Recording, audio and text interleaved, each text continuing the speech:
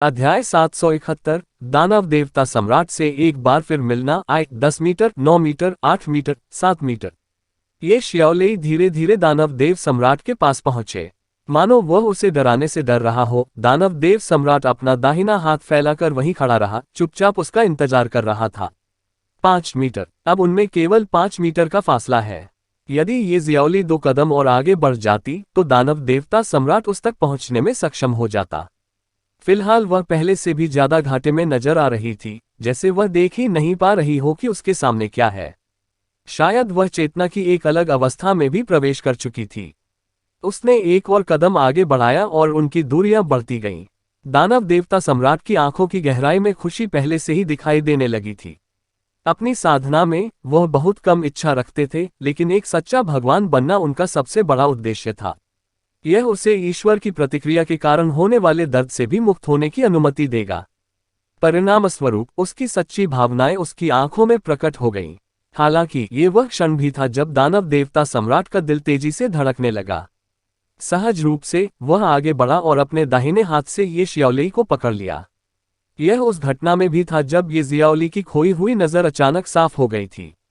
ये गहरे आक्रोश से भरा हुआ था। ये श्याओली के सामने बिना किसी चेतावनी के एक सफेद पारभासी आकृति दिखाई दी। यहां तक कि उसके पास ये श्याओली के जीवन की विशेष आभा भी थी। दानव देव सम्राट ने स्पष्ट रूप से पारभासी आकृति को हथिया लिया। उसने जो पकड़ा वह एक मुट्ठी थी। आकृति की छाती से अचानक एक अवर्णनीय देदीप्यमान प्रकाश फूट पड़ा। दानव देवता सम्राट को केवल यह महसूस हुआ कि वह एक असीमित तारों वाले आकाश का सामना कर रहा है, जहां हर एक तारा यथासंभव चमकीला हो सकता है। प्रकाश अनंत था और महान शक्ति उसके पास मौजूद सभी अंधेरे को रोशन करती प्रतीत होती थी। चूंकि सब कुछ बहुत अचानक हुआ था और दानव देवता सम्राट ने अपनी सतर्कता हटा दी थी, क्योंकि वह इतने लंबे समय से जो चाहता था उसके करीब था, दानव देवता सम्राट वापस नहीं लड़ सका।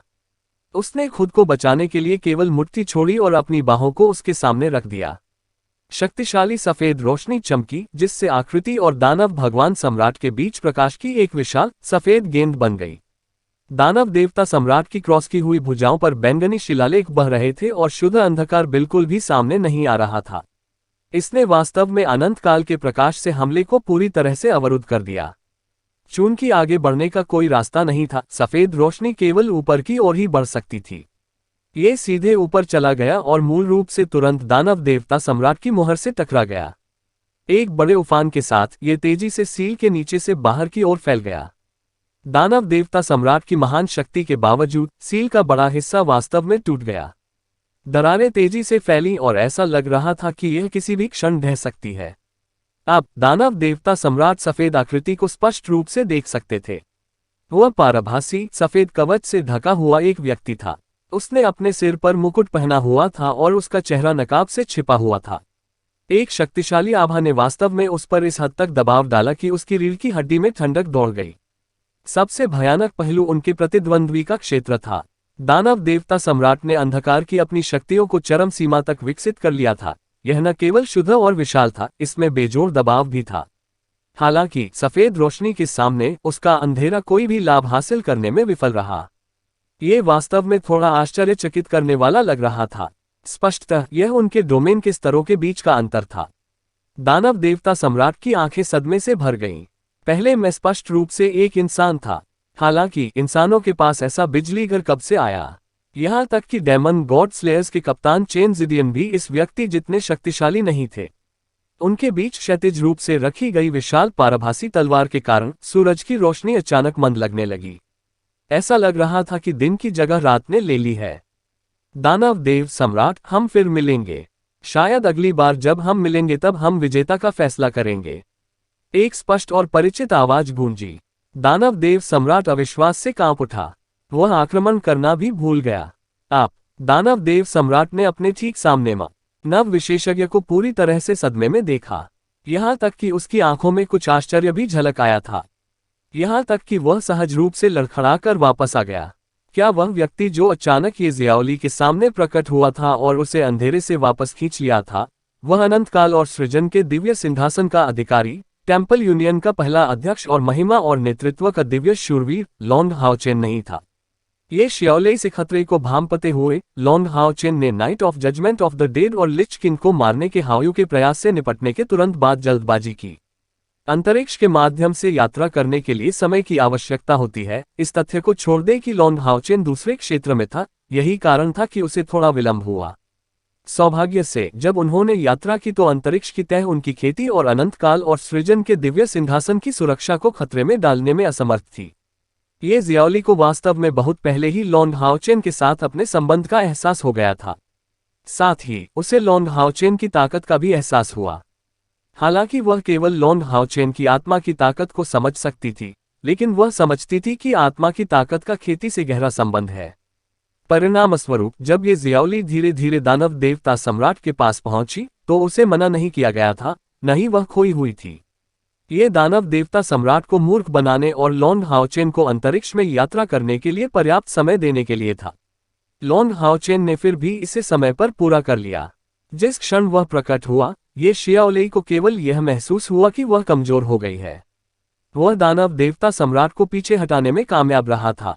वह वास्तव में दानव देवता सम्राट को पीछे हटाने में कामयाब रहा था। भले ही दानव देवता सम्राट तैयार नहीं थे, इस दुनिया में कितने लोग ऐसा करने में असमर्थ थे। यह मैं हूं, लॉन्ग हाओ चेन ने कहा। उसी समय उन्होंने अपना बायां हाथ उठाया और सूर्य और चंद्रमा की दिव्य घोंघा ढाल 9 रंगों की रोशनी के साथ चमकती हुई उनके सामने प्रकट हुई। जैसे जैसे लॉन्ग हाओ चेन बड़ा हुआ, बिना किसी संदेह के वह जिस व्यक्ति से सबसे अधिक डरता था वह दानव देवता सम्राट था। हाओयू के दायरे के सभी मरे हुए राजाओं को मिलाकर भी उसने उन्हें दानव देवता सम्राट जितना खतरनाक नहीं पाया। परिणामस्वरूप दानव देवता सम्राट को खदेड़ने के बाद उसने बिना किसी हिचकिचाहट के सूर्य और चंद्रमा के दिव्य पत्थर की शक्ति का उपयोग सूर्य और चंद्रमा की दिव्य घोंघा ढाल की अति दिव्य उपकरण शक्ति को उजागर करने के लिए किया। दानव देवता सम्राट ने आंतरिक उथल पुथल का अनुभव किया। उसने कभी नहीं सोचा था कि जिस मुद्दे पर वह पहले विचार कर रहा था उसका उत्तर अभी यही मिलेगा। लॉन्ग हाओ चेन अभी भी जीवित था। वह वास्तव में अभी भी जीवित था। उसकी आभा और उसके द्वारा पहने गए चमत्कारिक कवच से दानव देवता सम्राट बता सकता था कि वह किसी तांत्रिक के नियंत्रण में नहीं था। इसके अलावा उसने जो शक्ति प्रदर्शित की उससे दानव देवता सम्राट को भी खतरा महसूस हुआ। आप अभी भी जीवित कैसे रह सकते हैं? दानव देव सम्राट ने असमंजस में पूछा। उनके लिए लॉन्ग हाओ चेन की मृत्यु वाई से ईश्वरत्व छीनने से भी अधिक महत्वपूर्ण थी। जियाओलेई। अध्याय 772 दानव देवता सम्राट से एक बार फिर मुलाकात। द्वितीय। लॉन्ग हाओ चेन ने उदासीनता से कहा, मुझे क्यों मरना चाहिए? आप पहले ही मुझे एक बार मार चुके हैं, लेकिन मेरा मानना है कि आपको ऐसा करने का दूसरा मौका नहीं मिलेगा। विदाई। मुझे विश्वास है कि जल्द ही हम एक बार फिर युद्ध के मैदान में मिलेंगे। जब ऐसा होगा तो मैं निश्चित रूप से महामहिम से मार्गदर्शन मांगूंगा। जैसा कि उन्होंने कहा था, सूर्य और चंद्रमा के दिव्य घोंघे के कवच से तुरंत 9 रंगों की रोशनी फूट पड़ी, जो प्रकाश की एक मोटी लकीर के रूप में दानव देवता सम्राट पर प्रहार कर रही थी। यद्यपि सूर्य और चंद्रमा की सबसे बड़ी शक्ति का दिव्य घोंघा कवच केवल शाम या भोर के दौरान ही प्रकट किया जा सकता था, यह अनंतकाल और सृष्टि के दिव्य सिंहासन के सबसे मजबूत हमले से मेल खाने में सक्षम था जब उसने शक्ति के संचय के कारण एक अति दिव्य उपकरण के रूप में अपना हमला शुरू किया था। अधिक समय तक दानव देव सम्राट दहाड़ते हुए बोले, तुम नहीं जा सकते। उसने अपना दाहिना हाथ बढ़ाया और उसकी मुट्ठी पर एक अजीब शिलालेख दिखाई दिया। बाद में इसने अति दिव्य उपकरण की 9 रंगी शनि को इतने साहसिक अंदाज में प्रभावित किया। बहुत बड़ा विस्फोट हुआ। इस भयानक विस्फोट के तहत दानव देवता सम्राट की सील तुरंत टूट गई, क्योंकि भयानक शक्ति ने मूल रूप से पूरे जंगल को रोशनी से भर दिया था। हालांकि एक अति दिव्य उपकरण आखिरकार एक अति दिव्य उपकरण था। दानव देवता सम्राट शक्तिशाली था, लेकिन फिर भी विस्फोट में उसे थोड़ी बढ़त गंवानी पड़ी। उनका शरीर हजारों मीटर दूर उड़ गया, जबकि लॉन्ग हाओ चेन और ये जियाओली पूरी तरह से गायब हो गए जहां विस्फोट का केंद्र था। दानव देवता सम्राट ने स्पष्ट रूप से देखा कि जब 9 रंग की रोशनी उसकी ओर फेंकी गई, तो हरे रंग की रोशनी की एक गेंद लॉन्ग हाओ चेन के शरीर से निकली और ये जियाओलेई को घेर लिया। बाद में वह गायब हो गई। लॉन्ग हाओ चेन बैंगनी रोशनी से चमका और टक्कर से तुरंत पहले ही गायब हो गया। वह अंतरिक्ष की यात्रा करके निकले थे। सफलता की कगार पर भगवान बनने में असफल होने से दानव देवता सम्राट पर सबसे अधिक प्रभाव नहीं पड़ा। उन पर सबसे अधिक प्रभाव लॉन्ग हाओ चेन की उपस्थिति से पड़ा। जब आध्यात्मिक ऊर्जा की सभी तरंगें पूरी तरह से शांत हो गईं, तो दानव देवता सम्राट को अचानक पता चला कि उसे वास्तव में अपने दिल की गहराई से डर महसूस हो रहा है। लॉन्ग हाओचेन अभी भी जीवित था। क्या इसका मतलब यह है कि ऑस्टिन ग्रिफिन अभी भी जीवित था? क्या ऑस्टिन ग्रिफिन ने उसे पुनर्जीवित किया? नहीं, यह असंभव था। जिस शक्ति का उसने अभी उपयोग किया उसका ऑस्टिन ग्रिफिन से कोई लेना देना नहीं था। लेकिन वह केवल कुछ वर्षों के लिए गायब हो गया था, तो उसकी खेती इतनी शक्तिशाली कैसे हो गई? क्या उसका कवच अनंत काल और सृष्टि का दिव्य सिंहासन था जिसने नाइट टेम्पल से कभी किसी को नहीं पहचाना था? और वह ढाल, यह एक अति दिव्य उपकरण भी होना चाहिए था। दो अलौकिक उपकरणों के साथ लॉन्ग हाओचेन के पास वास्तव में उसे चुनौती देने का अधिकार था। दानव देव सम्राट ने खुद को शांत करने के लिए गहरी सांस ली। उसे सोचने की जरूरत है। उसे ध्यान से सोचने की जरूरत थी। अपना सिर उठाकर उसने दक्षिणी पर्वतीय दर्रे की दिशा में देखा। वह पहले से ही समझ गया था कि मानव शक्तियों ने यहाँ गड़बड़ी का पता लगा लिया है और वे आगे बढ़ रही हैं। यदि उसने ये जियाओली को प्राप्त कर लिया होता तो शायद वह यहाँ आए सभी मनुष्यों को मार सकता था, क्योंकि वह अच्छे मूड में होता, लेकिन वह अब किसी भी समय बर्बाद करने को तैयार नहीं था। उसके दाहिने हाथ को हिलाते ही बैंगनी प्रकाश की एक किरण चुपचाप उसके सामने मंडराने लगी। एक फ्लैश के साथ दानव देव सम्राट बैंगनी प्रकाश की किरण में प्रवेश कर गया और अंतरिक्ष में भ्रमण करना शुरू कर दिया। दानव देव सम्राट द्वारा महसूस की गई घबराहट की तुलना में ये जियाओली ने वर्तमान में कुछ अनुभव किया है पूरी तरह से अलग, क्योंकि उसे सदमे में पता चला कि वह वास्तव में मायावी स्वर्ग के समान एक जगह पर आ गई थी, एक ऐसी दुनिया जो जीवन शक्ति के मामले में फीकी नहीं थी। घास ने जमीन पर हरे कालीन का निर्माण किया क्योंकि पेड़ जंगलों के रूप में खड़े थे। जीवन की आभा, जिसे वह अपनी आंखों से प्रत्यक्ष देख सकती थी, असीम हरियाली में प्रवाहित हो रही थी। जमीन पर उतरते हुए ये जियाओली को महसूस हुआ कि आसपास के सभी पौधे उसकी खुशी और आश्चर्य से उसका स्वागत कर रहे थे। चाहे ये कहीं भी हो, उसे यह बहुत अंतरंग लगा। प्रकृति की आभा ने उसे जल्द ही इसका हिस्सा बनने की इजाजत दे दी। जिस देवता के रूप में प्रकृति की देवी ने मनुष्यों की दुनिया में छोड़ा था, वह मूल रूप से देवी का एक हिस्सा थी। हालांकि यह एक अलग जगह थी, लेकिन जीवन की आभा वही थी। ईस्टर्न की दुनिया में आपका स्वागत है, प्यारी छोटी लड़की। एक कर्कश आवाज निकली। बाद में हरी रोशनी की एक लकीर से एक हरी आकृति उभरी जो उसे देखकर मुस्कुरा रही थी। हरे रंग की आकृति वास्तव में ये जियाओली के समान ऊंचाई के आसपास थी। ये जियाओली उसकी ताकत को महसूस कर सकती थी और वह उससे जीवन की सघन आभा को भी महसूस कर सकती थी। ईस्टर्न की दुनिया, क्या ये कोई दूसरा क्षेत्र है? ये जियाओली ने आश्चर्य से पूछा। क्या यह एक ऐसा क्षेत्र था जो पूरी तरह से प्रकृति का था? ईस्टर्न के राजा ने सिर हिलाया। आप इसे दूसरा क्षेत्र कह सकते हैं। मुझे आपकी आभा बहुत पसंद है। यह मेरे गुरु की आभा से काफी मिलता जुलता है।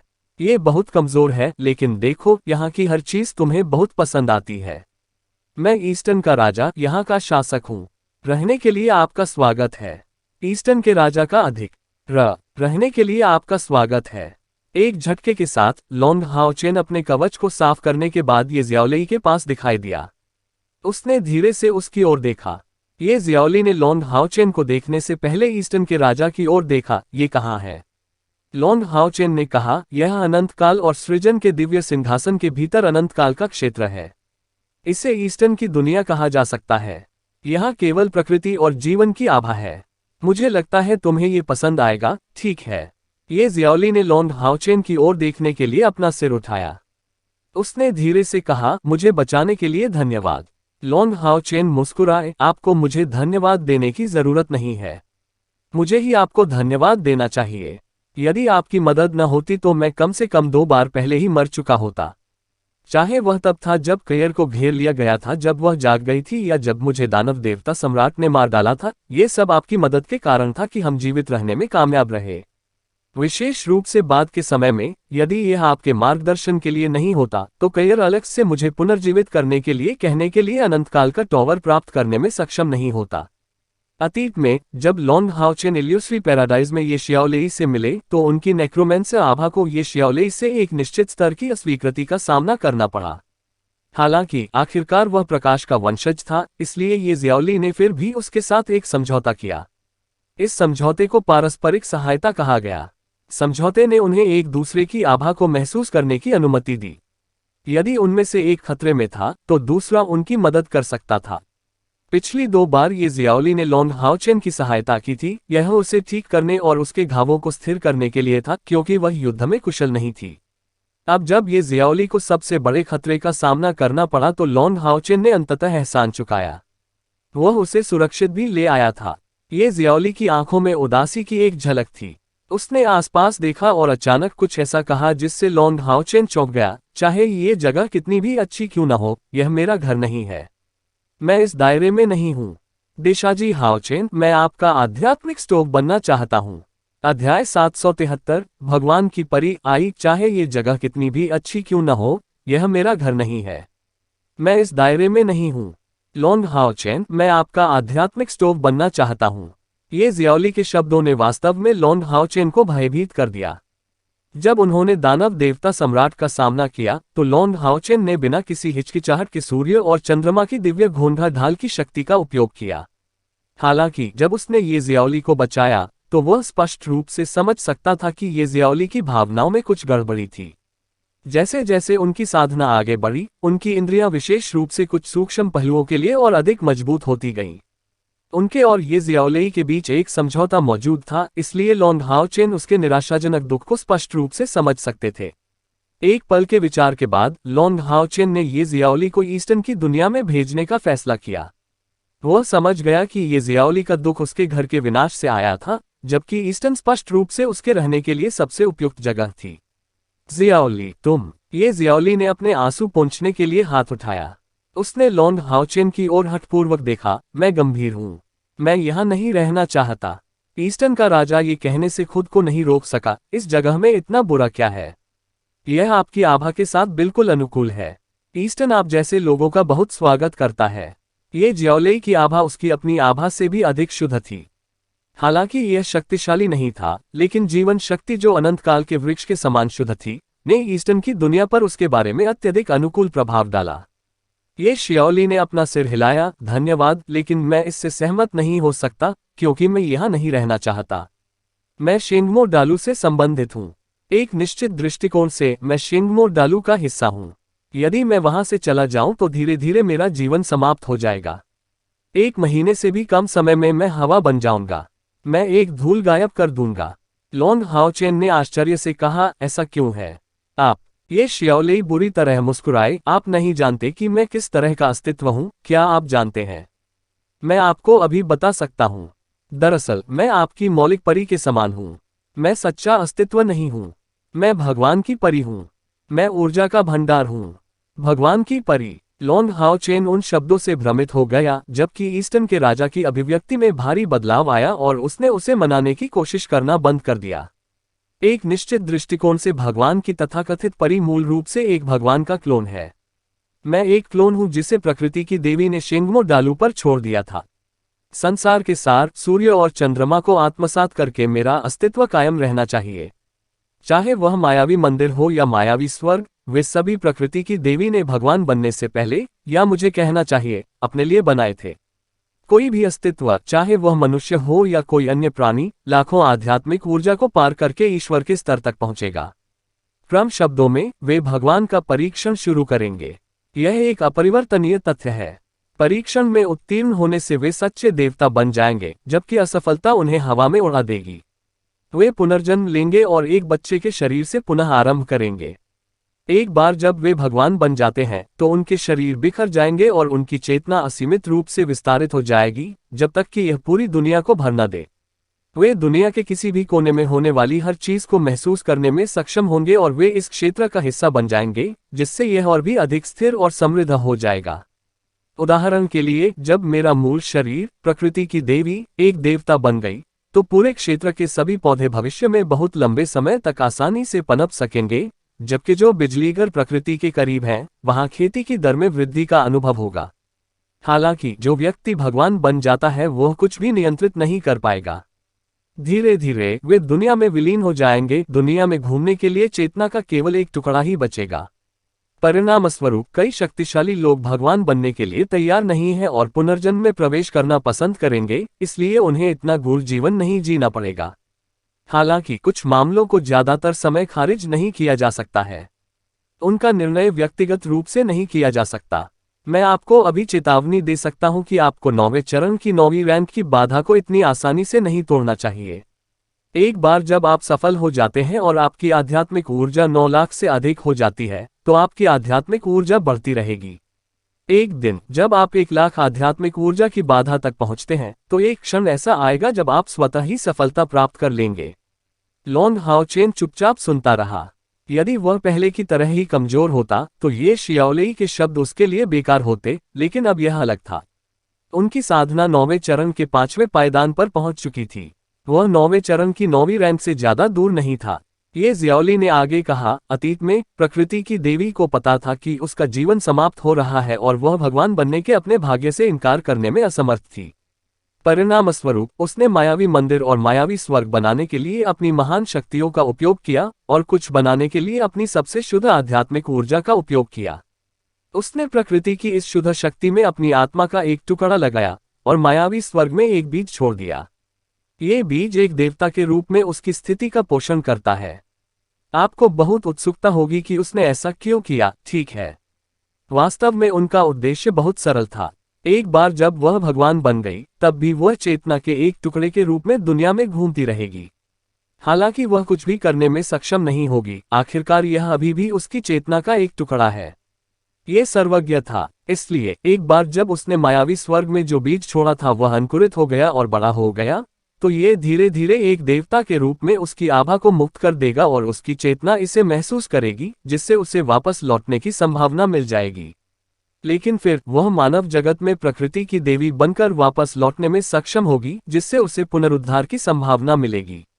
अपने पिछले जीवन के अनुभवों का उपयोग करते हुए वह पुनर्जीवित होने के बाद उसी गलती से बच जाएगी और भगवान बनने का रास्ता अपनाने से बच जाएगी। मैं वह बीज हूँ। जैसा कि ये जियाओली ने वह सब समझाया, वह बहुत शांत थी, लेकिन किसी कारण से लॉन्ग हाओचेन का दिल दुख गया। जब उसने देखा कि 7 या 8 साल की लड़की जैसी दिखने के बावजूद उसकी आंखें बूढ़ी लग रही थीं, तो वह दिल दुखाने के अलावा कुछ नहीं कर सका। वास्तव में प्रकृति की देवी विफल रही, शायद इसलिए कि उसने अपनी आत्मा का एक टुकड़ा मुझे दे दिया। अंत में, हालांकि उसने भगवान बनने की अपनी परीक्षा पास कर ली, लेकिन वह स्पष्ट चेतना बनाए रखने में विफल रही। परिणामस्वरूप वह वापस नहीं लौटी। बीज के रूप में मैं अंकुरित हुआ और धीरे धीरे अपनी चेतना से विकसित हुआ। ब्रह्मपूर्ण स्वर्ग में मुझे अकेलापन महसूस नहीं होता। मेरे बहुत सारे साथी हैं। मुझे छोड़ने के लिए प्रकृति की देवी से भी कोई नाराजगी नहीं है। उसके क्लोन के रूप में आखिरकार मैं उसका एक हिस्सा हूं। मैंने अपने दिन ऐसे ही शांति से गुजारे। केवल जब आप मनुष्य मायावी स्वर्ग में प्रकट हुए और वर्षों से वहां एकत्र हुए संसार के सार का उपयोग आध्यात्मिक स्टोव बनाने के लिए किया, तभी मेरा जीवन धीरे धीरे दिलचस्प हो गया। केवल मैं जानता हूं कि मेरी शक्ल तुम इंसानों जैसी ही है, लेकिन मैं सिर्फ एक बीज हूं। चाहे कितना भी समय हो बीत जाता है, मैं बड़ा नहीं होऊंगा। जैसे जैसे समय बीतता गया, मैंने धीरे धीरे अपने विचार विकसित किए। आखिरकार मुझे महसूस हुआ कि मायावी स्वर्ग मुझे जेल की तरह फंसा रहा है। हालांकि मैं नहीं जा सकता, क्योंकि मुझे शक्ति की आवश्यकता है। अगर मैं शक्ति खो दूं, तो मैं उस फूल की तरह हो जाऊंगा जिसने अपने पोषक तत्व खो दिए हैं। मैं बहुत पहले ही सूख जाऊंगा। परिणामस्वरूप मैंने एक उपयुक्त इंसान की तलाश शुरू कर दी जो मुझे मायावी स्वर्ग में प्रवेश करने वाले हर किसी से दूर रख सके। इतने साल बीत गए, लेकिन केवल तुम ही हो जो मुझे मिली। हालांकि ये वह समय भी था जब मुझे खतरे का एहसास हुआ, क्योंकि दानव देवता सम्राट वास्तव में भ्रामक स्वर्ग के नियमों के खिलाफ अपने दायरे में प्रवेश कर सकता था। परिणामस्वरूप मैंने आपके साथ एक समझौता किया।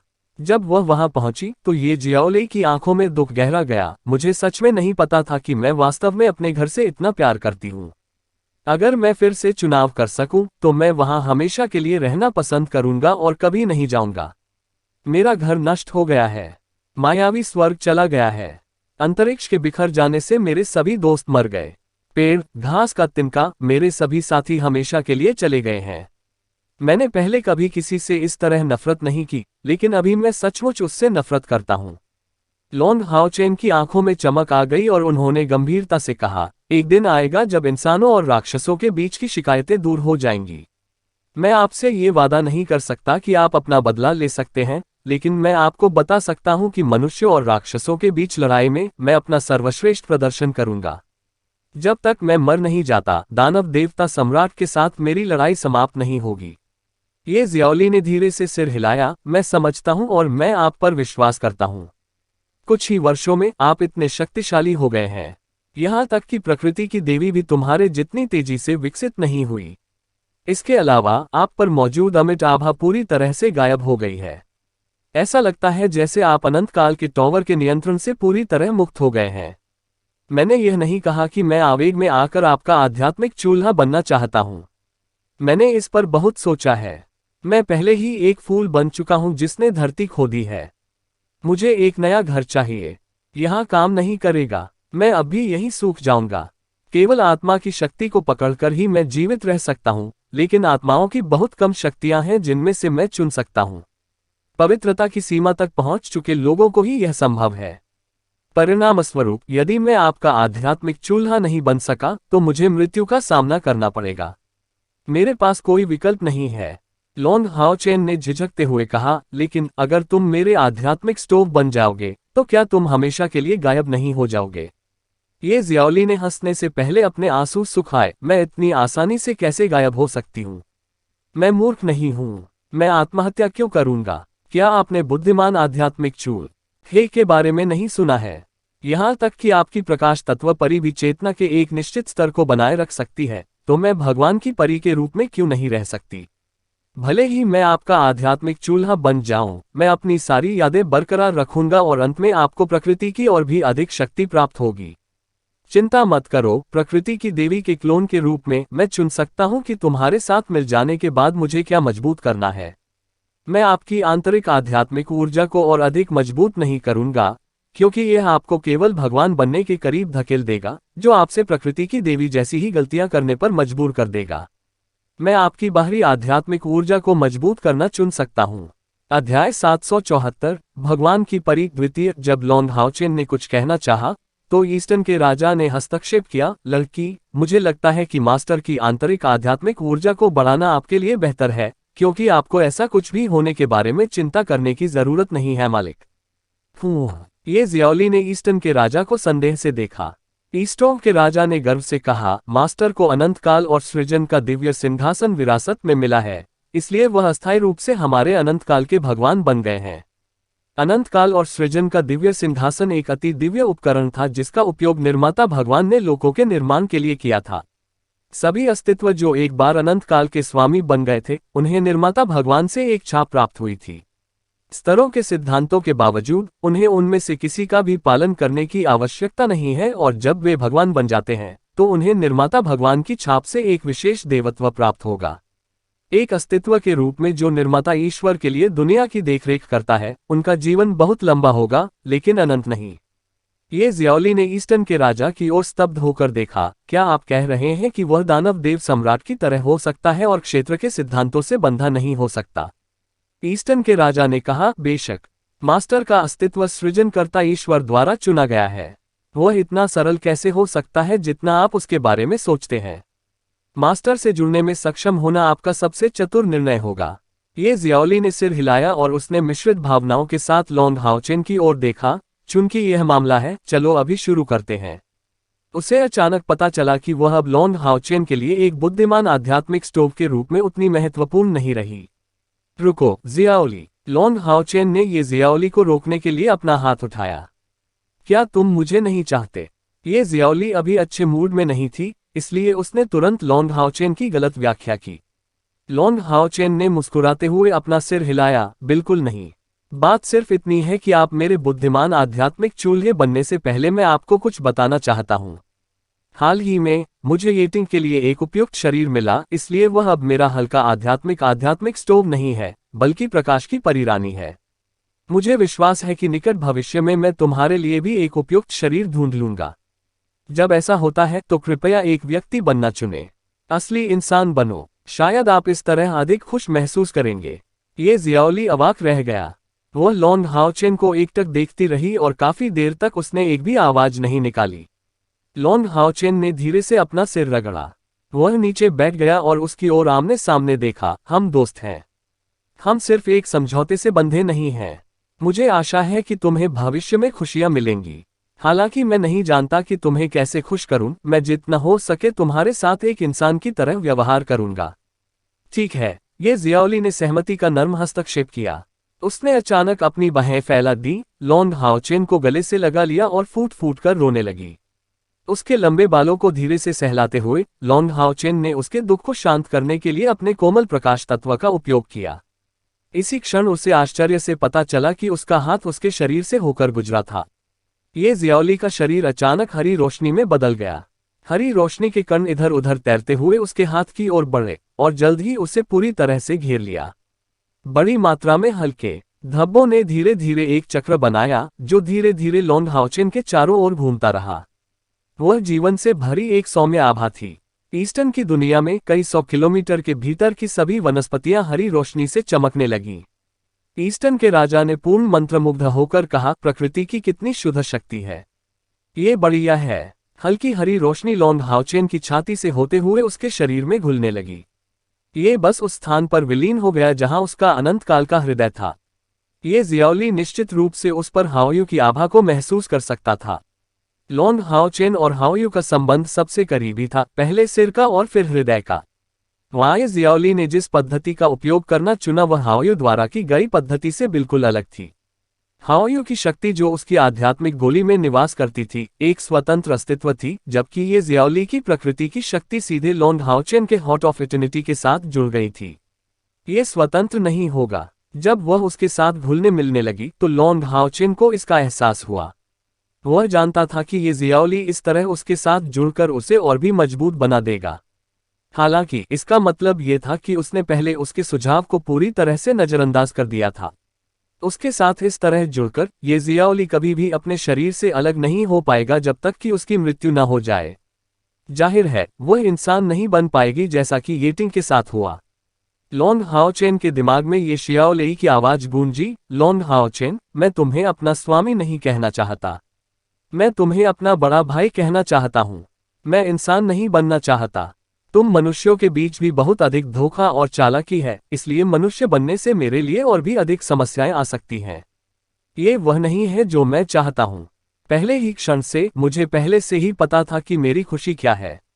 मेरी खुशी आपके साथ होने में है, इसलिए आप मेरी रक्षा और देखभाल कर सकते हैं। उसके लिए इतना ही काफी है। दैत्य देव सम्राट ने पहले ही कहा था कि यदि मैं उसका हो जाऊं तो वह मुझे अनेक मनोरम लोकों का दर्शन कराएगा। मेरा मानना है कि आप भी ऐसा कर सकते हैं। मुझे आपके साथ बने रहने का अफसोस नहीं होगा। आज से मैं तुम्हारी बुद्धिमान आध्यात्मिक चूल्हा भी हूं और तुम्हारी छोटी बहन भी। तुम्हें मेरा अच्छे से ख्याल रखना होगा।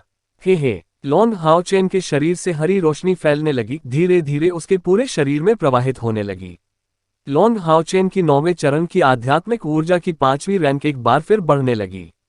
ये तेज नहीं था, लेकिन ये बहुत स्थिर था। उसी समय लॉन्ग हाओचेन को अपने शरीर में झुलसाने वाली गर्मी महसूस हुई।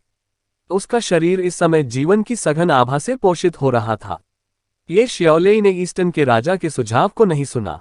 इसके बजाय उसने अपनी आंतरिक और बाह्य आध्यात्मिक ऊर्जा को बढ़ाने के लिए लॉन्ग हाओचेन के साथ जुड़ने के बाद अपनी सारी शक्ति का उपयोग किया। तब से वह लॉन्ग हाओचेन का हिस्सा थी, इसलिए निश्चित रूप से उसे उम्मीद थी कि लॉन्ग हाओचेन का शरीर और भी मजबूत होगा। उनकी जीवन शक्ति से न केवल लॉन्ग हाओचेन की बाहरी आध्यात्मिक ऊर्जा में भारी वृद्धि हुई, बल्कि इससे उनका जीवनकाल भी बढ़ गया। लॉन्ग हाओचेन को इसकी जानकारी नहीं थी। ये जियाओली शक्तिशाली नहीं थी, लेकिन उसके पास एक देवता की आत्मा और एक देवता की शक्ति का एक अंश था। अपनी शुद्ध और शुद्ध जीवन शक्ति के साथ उसने लॉन्ग हाओचेन के जीवन को कम से कम 1000 साल तक बढ़ा दिया था। लॉन्ग हाओचेन के शरीर में जीवन की आभा प्रवाहित और विस्तारित हुई। शक्ति के सम्मिलन से होने वाली अकड़न को महसूस करते हुए उसने खुद को पूरी तरह से जाने दिया था। उसी क्षण अचानक उसे कुछ समझ आया। यह अनंत काल और सृष्टि के दिव्य सिंहासन से संबंधित एक समझ थी। डोमेन ऑफ इटर्निटी के 3 पावरहाउस ने उन्हें बताया था कि दिव्य थॉर्न, अनंत काल और सृजन के दिव्य सिंहासन के नाम की उत्पत्ति प्राचीन थी। इसे व्यक्तिगत रूप से निर्माता भगवान द्वारा नामित किया गया था। अनंत काल क्या था? सृष्टि क्या थी? क्या बनाया जा रहा था? अनंत काल और सृष्टि के दिव्य सिंहासन पर उत्कीर्णन उत्तर देते प्रतीत हुए। पृथ्वी, प्रकृति, जीवन, तारे, सूर्य और चंद्रमा का निर्माण हो रहा था। और यह सब क्यों बनाया गया? जीवन जारी रखने के लिए। अनंत काल का मुख्य उद्देश्य जीवन का निर्माण करना था। बाकी सारी रचनाएं जीवन निर्माण के लिए ही थीं। शायद अनंत काल और सृष्टि के बारे में लोगों की अलग अलग समझ थी, लेकिन उस क्षण में लॉन्ग हाओचेन ने अपनी समझ विकसित कर ली थी। जैसे ही कोमल जीवन शक्ति उसके शरीर में प्रवाहित होने लगी, अनंत काल का हृदय धीमा होने लगा। अगर कोई अभी लॉन्ग हाओचेन की वर्तमान स्थिति देख सकता है, तो वे निश्चित रूप से पूरी तरह से चौंक जाएंगे, क्योंकि लॉन्ग हाओचेन के सीने में एक दिल उगाया है। अनंत काल का हृदय वास्तविक हृदय नहीं था, यह आध्यात्मिक ऊर्जा का एक हृदय था, जो प्रकाश के वंशज के रूप में अलेक्स के पिछले संविधान के संयोजन से प्रकाश की खेती के रूप में बनाया गया था, जिसे मानव शरीर की उनकी समझ और उनके द्वारा विकसित नेक्रोमेंसी का उपयोग करके और संशोधित किया गया था। अनंत काल के इस हृदय में एक सामान्य मानव हृदय की सभी क्षमताएं थीं। यहाँ तक कि हर एक रक्त वाहिका भी एक जैसी थी। इसमें कम से कम 1000 साल तक चलने के लिए पर्याप्त ऊर्जा भी थी। जब तक लॉन्ग हाओचेन की खेती बनी रहेगी, अनंत काल का हृदय कभी भी धड़कना बंद नहीं करेगा, और ये लॉन्ग हाओचेन को और अधिक मजबूत बना देगा, जिससे उसे अधिक से अधिक शक्ति मिलेगी। आखिरकार अलेक्स निर्माता देवता नहीं था। वह ऐसा हृदय नहीं बना सका जो बिल्कुल लॉन्ग हाओचेन के मूल हृदय के समान हो। उस क्षण आश्चर्य का दृश्य ये सृष्टि थी। इस सघन जीवन शक्ति के प्रभाव में लॉन्ग हाओचेन की छाती में मौजूद रक्त ने हॉट ऑफ इटर्निटी को एक सांचे के रूप में इस्तेमाल किया और वास्तव में एक हृदय का निर्माण किया। लॉन्ग हाओचेन इस बात से पूरी तरह अनजान थे। उसे इस बात का अंदाजा नहीं था कि वह कायापलट की प्रक्रिया से गुजर चुका है। दरअसल जब अलेक्स ने उसे पुनर्जीवित किया तो उसने उसे कभी नहीं बताया कि एक निश्चित पहलू से वह तकनीकी रूप से एक मरे नहीं थे। क्या बिना दिल वाला इंसान भी इंसान कहा जा सकता है? हालांकि लॉन्ग हाओचेन इस सब से अनभिज्ञ था और अलेक्स ने भी इसे स्पष्ट नहीं किया था। उनके शुद्ध प्रकाश तत्व के साथ किसी को भी उस पर संदेह नहीं हुआ। यह उल्लेख करना पड़ा कि अलेक्स द्वारा बनाया गया हॉट ऑफ इटर्निटी लगभग भगवान के काम जैसा था। ये निश्चित रूप से पूरे इतिहास में नेक्रोमैंसरों के बीच सबसे बड़ी कृति थी। हालांकि इससे कोई फर्क नहीं पड़ता कि यह कितना महान था, फिर भी इसने उसे मरे नहीं बनाया। वास्तव में जब अलेक्स ने खुद को शुद्ध किया तब भी उसे खुद पर गर्व महसूस हुआ। प्रकाश का एकमात्र वंशज जो पूरी तरह से परिपक्व होने में कामयाब रहा, उसके पास अपने जीवन के कार्यों का क्रिस्टलीकरण था। हालांकि अब यह अलग था। ये जियाओली के सम्मेलन के साथ लॉन्ग हाओचेन के जीवन की आभा काफी बढ़ गई और परिणामस्वरूप एक सच्चे दिल की कमी का मुद्दा सामने आया। जीवन की जो शक्ति ये जियाओली ने अपने शरीर में समाहित कर ली थी, उसने स्वाभाविक रूप से इसे एक घाव के रूप में माना और तुरंत इसे ठीक करना शुरू कर दिया। यदि अनंत काल का हृदय वहां नहीं होता तो उपचार सफल नहीं होता, क्योंकि उपचार प्रक्रिया के दौरान लॉन्ग हाओचेन की मृत्यु हो जाती। धड़क सकने वाले हृदय के बिना चाहे उपचार कितना भी उत्तम क्यों न हो, बेकार था। अध्याय 775 भगवान की परी 3। हालांकि अब स्थिति बहुत विशेष थी। जैसे ही अनंत काल के हृदय की धड़कन बढ़ी, एक बिल्कुल नया हृदय धीरे धीरे विकसित हुआ, क्योंकि लॉन्ग हाओचेन ने जीवन और सृजन का अर्थ समझ लिया। हल्की सी रोशनी टिमटिमा रही थी और लॉन्ग हाओचेन के चेहरे पर एक सौम्य मुस्कान दिखाई दी। उसे केवल यह महसूस हुआ कि उसका शरीर बहुत गर्म था और अनंत काल का हृदय और भी अधिक शक्ति के साथ धड़क रहा था। उसे पता नहीं क्यों अनंत काल का हृदय धीरे धीरे नए हृदय के साथ जुड़ रहा था और हर एक बर्तन ने अनंत काल के हृदय की शक्ति को अवशोषित कर लिया था। जीवन का निर्माण सबसे अद्भुत प्रक्रिया थी। हालांकि ये जियाओली को इसमें खतरा महसूस हो सकता था, लेकिन वह लॉन्ग हाओचेन के साथ संवाद करने में असमर्थ थी, क्योंकि वह उसके साथ जुड़ गई थी। वह केवल इस सृष्टि की रक्षा के लिए ही सब कुछ कर सकती थी। वाइस्टन का राजा चुपचाप उनके पास खड़ा रहा। वह अब लॉन्ग हाओचेन का रक्षक बन गया था। उसी समय वह लॉन्ग हाओचेन के शरीर से अद्भुत उपस्थिति को महसूस कर सकता था। सघन जीवन शक्ति को उन्होंने बहुत निकट पाया। धीरे धीरे हरी रोशनी कमजोर हो गई और सभी लॉन्ग हाओचेन की छाती में इकट्ठा हो गए। लॉन्ग हाओचेन को ऐसा महसूस हुआ जैसे उसमें नया जीवन फूंक दिया गया हो। उसने पाया कि उसका पूरा शरीर और भी अधिक पारदर्शी और भी अधिक जीवन शक्ति से भरा हुआ है। हरी रोशनी धीरे से उसकी छाती पर घूमी। वह उसकी दिल की धड़कन थी। नया दिल पूरी तरह से उसकी छाती में बन गया था और यह अनंत काल के दिल के साथ पूरी तरह से जुड़ गया था। ये निश्चित रूप से मानव इतिहास का सबसे मजबूत हृदय था। ये शियाओली थककर लॉन्ग हाओचेन के सीने में गहरी नींद में सो गया। एक बुद्धिमान आध्यात्मिक स्टोव के रूप में मूल रूप से सम्मेलन से सारी शक्ति हृदय में चली गई। धीरे धीरे अपनी समझ की स्थिति से जागते हुए लॉन्ग हाओचेन ने सहजता से अपना दाहिना हाथ अपनी छाती पर रख लिया। उसकी छाती गर्म महसूस हुई। यह अवर्णनीय रूप से सुखद अनुभूति थी। हॉट ऑफ इटर्निटी की धड़कन पहले से कमजोर लग रही थी, लेकिन इसका उसके शरीर पर कोई असर नहीं हुआ। उसी समय वह ये जियाओली की चेतना को अपने सीने में महसूस कर सकता था। हालांकि वह नहीं जानता था कि वह क्यों नींद में सो गई थी। शायद यह उसके साथ एक बुद्धिमान आध्यात्मिक चूल्हे के रूप में जुड़ने का परिणाम था। हालांकि लॉन्ग हाओचेन को आश्चर्य हुआ, वह स्पष्ट रूप से समझ सकता था कि ये जियाओली के साथ उसका विलय पूरा हो गया था। हालांकि ऐसे कोई संकेत नहीं थे कि उनकी आंतरिक या बाह्य आध्यात्मिक ऊर्जा पहले की तरह बढ़ी हो। सब कुछ वैसा ही रहा। हालांकि उन्हें जल्द ही समझ आ गई। हाल ही में उनकी खेती अनिवार्य रूप से आसमान छू गई थी। एकाएक इसका बहुत ज्यादा बढ़ना ठीक नहीं था। सौभाग्य से पहले की समझ ने उसकी समझ को भी बढ़ने दिया। यह उसकी खेती से बहुत पीछे नहीं रहेगा। ईस्टर्न के राजा को नोटिस देने के बाद लॉन्ग हाओचेन ने लौटने का फैसला किया। अनंत काल के स्वामी के रूप में वह जब चाहे अनंत काल के क्षेत्र में प्रवेश कर सकता था। काले और लाल की दुनिया एक बार फिर उसके सामने आ गई। शायद कैरियर की शुद्ध करने की शक्ति बहुत अधिक होने के कारण वहां की हवा स्पष्ट रूप से ताजा थी। हालांकि कौन जानता था कि यह कितने समय तक चलेगा। हाओयू सहित हर कोई उस पहाड़ी पर इंतजार कर रहा था जहां यह विकसित हुई थी। लॉन्ग हाओचेन की वापसी ने तुरंत उन सभी की आंखें खोल दी। एक झटके के साथ लॉन्ग हाओचेन अपने साथियों के सामने उतरा। उसने सबसे पहले हाओयू को देखा। हाओयू की आभा अब पूरी तरह से स्थिर हो गई थी। पहले से विनाश की भयावह आभा समाहित थी, या कम से कम सतह से बताना असंभव था, क्योंकि यदि ऐसा नहीं होता तो आशा की उज्ज्वल किरण उसके साथ नहीं रह पाती। इसके 8 सिर धीरे धीरे बढ़े और लॉन्ग हाओचे के सामने एक दूसरे पर टिक गए। ये काफी मजाकिया लग रहा था। हालांकि पहले से हाओयू की भयानक ताकत को देखने के बाद वहां मौजूद लोगों में से कोई भी हंस नहीं सका। वे अभी भी स्पष्ट रूप से याद कर सकते हैं कि कैसे शक्तिशाली Knight of Judgment of the Dead और लिच किंग बिल्कुल भी लड़ने में असमर्थ थे। वे एक ही क्षण में पूरी तरह अभिभूत हो गए। यदि लॉन्ग हाओचेन ने हस्तक्षेप नहीं किया होता तो संभवतः 2 मरे हुए राजा हाओयू के हमलों से पहले ही मर गए होते। लॉन्ग हाओचेन ने 2 नए सिरों को छूने के लिए अपने हाथ उठाए। उन्होंने गहरे सुनहरे सिर से कहा, आपकी क्षमताएं धातु तत्व की होनी चाहिए, है ना? मैं तुम्हें भविष्य में लिटिल गोल्ड कहूंगा। जहां तक आपकी बात है। उसने विशाल बैंगनी नीले रंग की ओर देखा सिर और कहा, मैं तुम्हें लिटिल थंडर कहूंगा। RRG, RRG। Long Haochen little gold और लिटिल थंडर से नाम पाकर बहुत खुश हुए। वे आगे बढ़े और लॉन्ग हाओचेन को धक्का दिया। वे उनके बेहद करीब थे। हाओयू के प्रति उसके गहरे लगाव को महसूस करते हुए लॉन्ग हाओचेन की पहले की चिंता गायब हो गई। कैरियर ने कहा, हाओचेन, ये जियाओली को क्या हुआ? लॉन्ग हाओचेन ने भौहें चढ़ाते हुए कहा, मुझे मेरी अपेक्षा से भी जल्दी दानव देवता सम्राट के खिलाफ सामना करना पड़ सकता है। तुरंत उसने उन्हें बताया कि जब वह मायावी स्वर्ग में गया तो उसने क्या देखा। इससे पहले कि लॉन्ग हाओचेन टेलीपोर्ट हो जाए, वह इस बात से अनभिज्ञ था कि ये जियाओली के जीवन को खतरा दानव देवता सम्राट से आया था।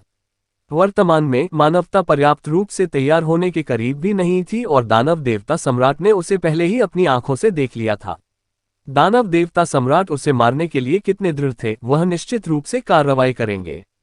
सिमा जियान ने शातिराना अंदाज में कहा, हमें जो भी करने की जरूरत होगी हम करेंगे। अगर वह आना चाहता है तो आने दो।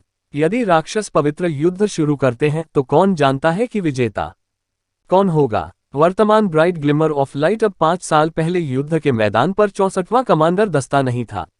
अब उनके पास राक्षसों की प्रमुख ताकतों का मुकाबला करने की सच्ची ताकत थी। हर कोई इसके लिए तैयार था। लॉन्ग हाओचेन ने थोड़ा सिर हिलाया, हम बस इतना ही कर सकते हैं। आइए वापस चलें और जितनी जल्दी हो सके तैयारी करें। ऐसा कहने के बाद प्रतिक्रिया देने वाला पहला व्यक्ति वास्तव में हाओयू था। उसके शरीर से बैंगनी धुंध की एक परत उठी और इससे पहले कि लॉन्ग हाओचेन प्रतिक्रिया दे पाता, वह आश्चर्यजनक गति से सिकुड़ गई। पलक झपकते ही वह सचमुच गायब हो गया था। हाओयू। लॉन्ग हाओचेन ने आश्चर्य से अपना नाम पुकारा। इसी समय एक हथेली के आकार की आकृति अचानक उसके सामने उछल पड़ी और अपने पंख फड़फड़ाते हुए लड़खड़ा रही थी। लॉन्ग हाओचेन को पता नहीं था कि कैसे प्रतिक्रिया देनी है। हाथ के आकार की वह चीज वास्तव में हाओयू थी, जो हाओयू का छोटा संस्करण था। अपना दाहिना हाथ बढ़ाते हुए हाओयू इसके केंद्र पर उतरा। इसके 8 सिर लगातार घूमते रहे और इसने हाओयू के प्रति उत्साह व्यक्त किया। जाहिर है, उससे सिकुड़ने की अपनी क्षमता पर बहुत गर्व था। यह उस बच्चे की तरह था जिसे उसके पसंदीदा खिलौने दे दिए गए थे। उसे धीरे से छूते हुए लॉन्ग हाओ चेन मुस्कुराया, ये भी काम करता है। कम से कम मेरे साथ रहना आपके लिए बहुत आसान होगा। इस बार विकसित होने के बाद आपको अब बार बार यहाँ आने की जरूरत नहीं पड़ेगी। इंस्टेंट फ्लैश के डोमेन से चांदी की रोशनी पूरे दस्ते के नीचे दिखाई दी और बैंगनी चांदी की रोशनी की चमक के साथ उन्होंने अंतरिक्ष को चीर दिया। उनके जाने के पूरे 2 घंटे बाद ही दूर से कुछ आकृतियां धीरे धीरे इस दिशा में देखती हुई दिखाई दी। जब उन्होंने अनेक भावनाओं का अनुभव किया तो उनकी आंखों में आत्मा की आग उमड़ पड़ी। आशा की उज्ज्वल किरण की वापसी ने तुरंत ही लॉन्ग जिंग्यू को बहुत खुशी दी। बेशक वह पहले कभी भी इतना चिंतित नहीं था। अनंत काल और सृजन के दिव्य सिंहासन की मान्यता प्राप्त करने के बाद लॉन्ग हाओचेन के जीवन को इतनी आसानी से खतरे में डालना असंभव था। जब वे लॉन्ग हाओचेन और कयर के साथ साथ ब्राइट ग्लिमर ऑफ होप में अन्य जोड़ों के लिए शादी की तारीख तय करने वाले थे, लॉन्ग हाओचेन ने लॉन्ग जिंग्यू को दानव देवता सम्राट की संभावित गतिविधियों के बारे में बताया, इसलिए उन्हें आगे बढ़ना पड़ा। इस खुशी की बात वापस करो। लॉन्ग हाओचेन ने तुरंत नाइट टेम्पल को संघ के मुख्यालय को सौंपने के लिए एक पत्र लिखा। उसी समय उन्होंने जवाबी उपायों पर चर्चा करने के लिए तुरंत नाइट टेम्पल के ऊपरी सोपान को इकट्ठा किया। हालांकि यह असंभव था, राक्षसों को तुरंत पवित्र युद्ध फिर से शुरू करने के लिए उन्हें निवारक उपाय करने की आवश्यकता थी। लॉन्ग हाओचेन ने उस उद्देश्य का भी अनुमान लगाया था जिसके लिए दानव देवता सम्राट युद्ध को फिर से शुरू करेगा। दानव जाति मोडू दानव सम्राट महल मुख्य हॉल। दानव देव सम्राट सिंहासन पर ऊंचा बैठ गया और उसकी विशाल पीठ पर झुक गया। सिंहासन के शीर्ष पर पीछे एक विशाल अजगर का सिर था। जहां उसकी आंखें थीं, वहां से 2 लाल रत्न हल्की चमक रहे थे। बाओ, जिसने वही काले शानदार वस्त्र पहने थे, दानव देवता सम्राट के पास चुपचाप खड़ा था। उसकी दृष्टि ठंडी, स्थिर और खोखली थी, मानो उसका शरीर सोचने में सक्षम नहीं था। यह इतना शांत था कि एक पिन की बूंद भी दिल को छू सकती थी। वह इतना शांत था कि ऐसा लग रहा था जैसे वहां धूल का एक कण भी नहीं था। हालांकि 5 राक्षस वास्तव में नीचे खड़े थे। सबसे आगे वाले राक्षस का सिर लंबे बैंगनी बालों से भरा था। उसका चेहरा सुंदर था और उसकी पुतलियां बैंगनी थीं। उनकी एक विशेष उपस्थिति थी जो लोगों में सुंदरता की भावना जगा सकती थी। वह चंद्रमा दानव देवता अगारेस थे। अगारेस के बगल में स्टार दानव भगवान वासागो था। वास्को, जो आमतौर पर हमेशा बेहद शांत और बुद्धिमान रहता था, वह कुछ सोच रहा था। वह आज स्पष्ट रूप से असहज लग रहा था, जैसे उसे कुछ बुरा महसूस हो रहा हो। उनके पीछे 3 और राक्षस देवता खड़े थे।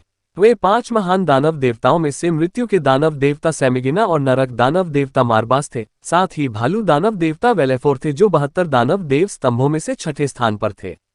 5 दानव देवताओं को दानव देवता सम्राट द्वारा वहां बुलाया गया था। उन्हें कोई अंदाजा नहीं था कि क्या हुआ था।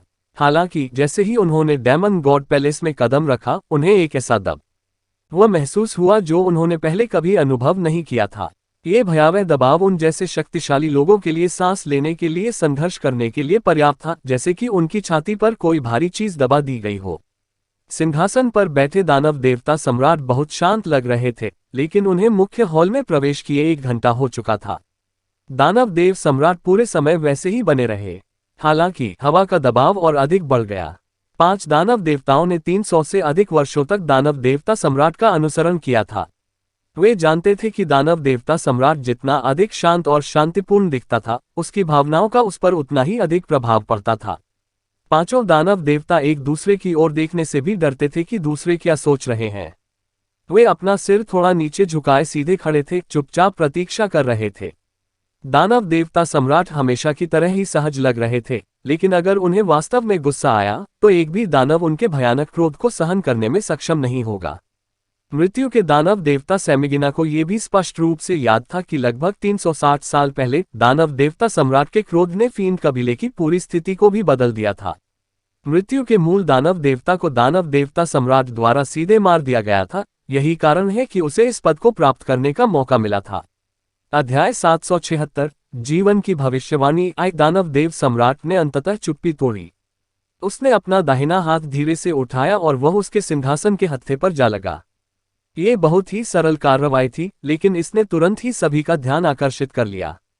5 दानव देवताओं ने सहज रूप से दानव देवता सम्राट की ओर देखा, लेकिन जो देखा वह बेहद गहरी आंखों की एक जोड़ी थी, जैसे वे रसातल में देख रहे थे। उनमें से पांचों अपने आप को कांपने से नहीं रोक सके क्योंकि उनका आंतरिक भय और भय तीव्र हो गया था। दानव देवता सम्राट के पास खड़े होकर अहबाव को एक बिल्कुल अलग अनुभूति महसूस हुई। उसका हाल के वर्षों में खेती मूल रूप से आसमान छू गई है। वह मूल रूप से हर साल अपनी खेती में प्रगति करेगा, यहाँ तक कि उन्हें यह भी महसूस होने लगा कि वह अपने पिता की खेती के और भी करीब आ रहे हैं। लेकिन अब उस घंटे के दौरान जब दानव देवता सम्राट चुप रहे, बाव को पता था कि वह गलत था, क्योंकि उसे अचानक बहुत स्पष्ट रूप से महसूस हुआ कि उसके और उसके पिता के बीच असमानता हमेशा की तरह व्यापक थी, जैसे जुगनू की तुलना चंद्रमा से करना। दानव देव सम्राट धीरे से अपने सिंहासन से उठ खड़ा हुआ। वह किसी आम आदमी से अलग नहीं लग रहा था, यहाँ तक कि उसने अपनी बाहों का इस्तेमाल धीरे धीरे आर्मरेस्ट को हटाने के लिए भी किया था। हालांकि जैसे ही वह खड़ा हुआ, नीचे के 5 राक्षस देवता लगभग एक ही समय में अपने घुटनों पर गिर गए। उन्होंने विनम्रता से कहा, महाराज। दानव देवता सम्राट निश्चित रूप से उनके साथ भाइयों जैसा व्यवहार करने के मूड में नहीं थे। इसके बजाय वह उस क्षण में राक्षसों का एक निर्दयी, बेजोड़ सम्राट था। वासगो, खड़े हो जाओ, दानव देवता सम्राट ने शांति से कहा। अपनी बाहों को अपनी पीठ के पीछे रखते हुए उसने स्टार दानव भगवान को देखा और उसकी आंखें धीरे धीरे चमकने लगीं। धीरे धीरे उठने से पहले वासगो सहज रूप से कांपने लगा। उनका सिर नीचे झुक गया और उन्होंने विनम्रता से कहा, महामहिम। दानव देव सम्राट मुस्कुराए। उसकी मुस्कान बहुत शांतिपूर्ण, थोड़ी गर्म भी लग रही थी। वह धीरे धीरे नीचे की ओर चला गया जहां सिंहासन था। मूल रूप से अपने हर कदम के साथ वासगो धीरे से कांपने लगता था। उसके दिल पर बहुत दबाव पड़ा। केवल जब वह वासगो के सामने पहुंचा तो दानव देवता सम्राट रुका। हालांकि राक्षस भविष्यवक्ता का शरीर वास्तव में अनजाने में कांपने लगा। क्या आपको पहले से ही कुछ महसूस हुआ है? दानव देव सम्राट ने सौम्य मुस्कान के साथ पूछा। वासगो ने कुछ नहीं कहा। उसने ऐसा करने की हिम्मत नहीं की, क्योंकि जैसे ही उसने मुख्य हॉल में पैर रखा, उसे मौत की आभा का संकेत महसूस हुआ। यह आभा स्वयं से आई है। वह कैसे नहीं डर सकता? दानव देवता सम्राट ने उदासीनता से कहा, मुझे नहीं पता कि आपकी भविष्यवाणी सही है या नहीं। आप यह अनुमान क्यों नहीं लगाते कि आप आज यहां से जीवित निकलेंगे या वहीं मर जाएंगे? महाराज, अगारेस, जो अभी भी वासगो के पास घुटनों के बल बैठा था, डर के मारे पीला पड़ गया। उसने सहजता से अपना सिर उठाया और पुकारा। वह वासगो के सबसे करीब था, लेकिन उसने कभी नहीं सोचा था कि आज दानव देवता सम्राट का गुस्सा वासगो पर फूटेगा। वह सोच भी नहीं सका कि स्टार दानव भगवान ने वास्तव में सैकड़ों वर्षों में पहली बार दानव देवता सम्राट को क्रोधित करने के लिए क्या किया था। चुप रहो, दानव देवता सम्राट ने उदासीनता से कहा। उसने अपना दाहिना पैर उठाया और बिजली की गति से अगारेस के कंधे पर रख दिया। तुरंत अगारेस ने तोप के गोले की तरह बड़ी गड़गड़ाहट के साथ मुख्य हॉल की दीवारों से टकराया। टूटी हुई चट्टान के बड़े टुकड़े चंद्रमा दानव देवता के साथ नीचे गिरे। दानव देवता सम्राट के इस कदम से मृत्यु के दानव देवता, नरक दानव देवता और भालू दानव देवता डर के मारे जमीन पर गिर पड़े।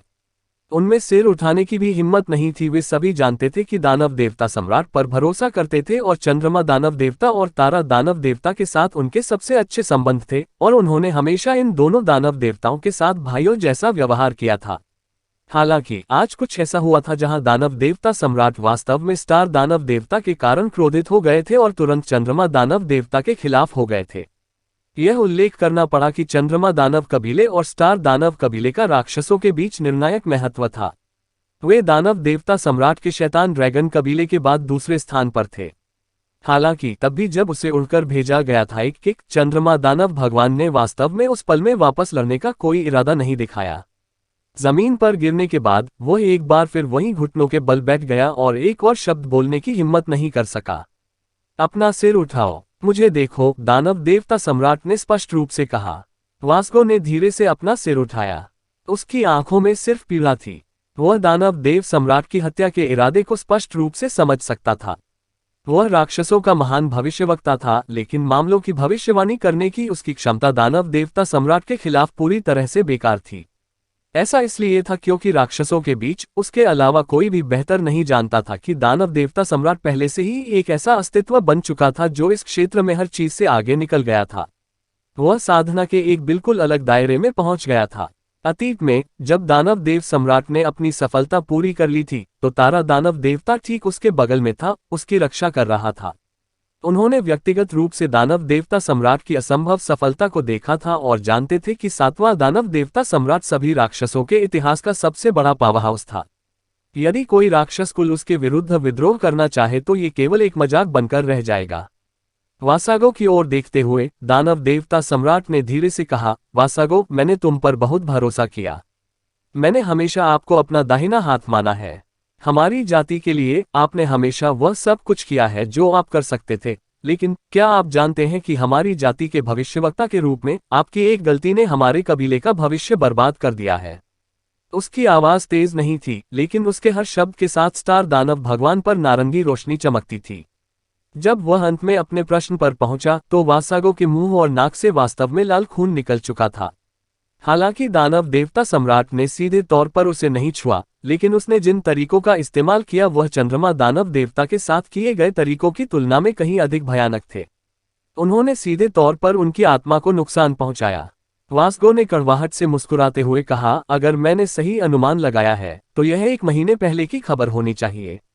महामहिम, क्या आपने इसकी सत्यता निर्धारित कर ली है? दानव देव सम्राट ने सिर हिलाया। आखिरकार उसकी आंखें शांत होना बंद हो गईं। ठंडक बेतहाशा बह निकली, ये सही है। वह अभी भी जीवित है।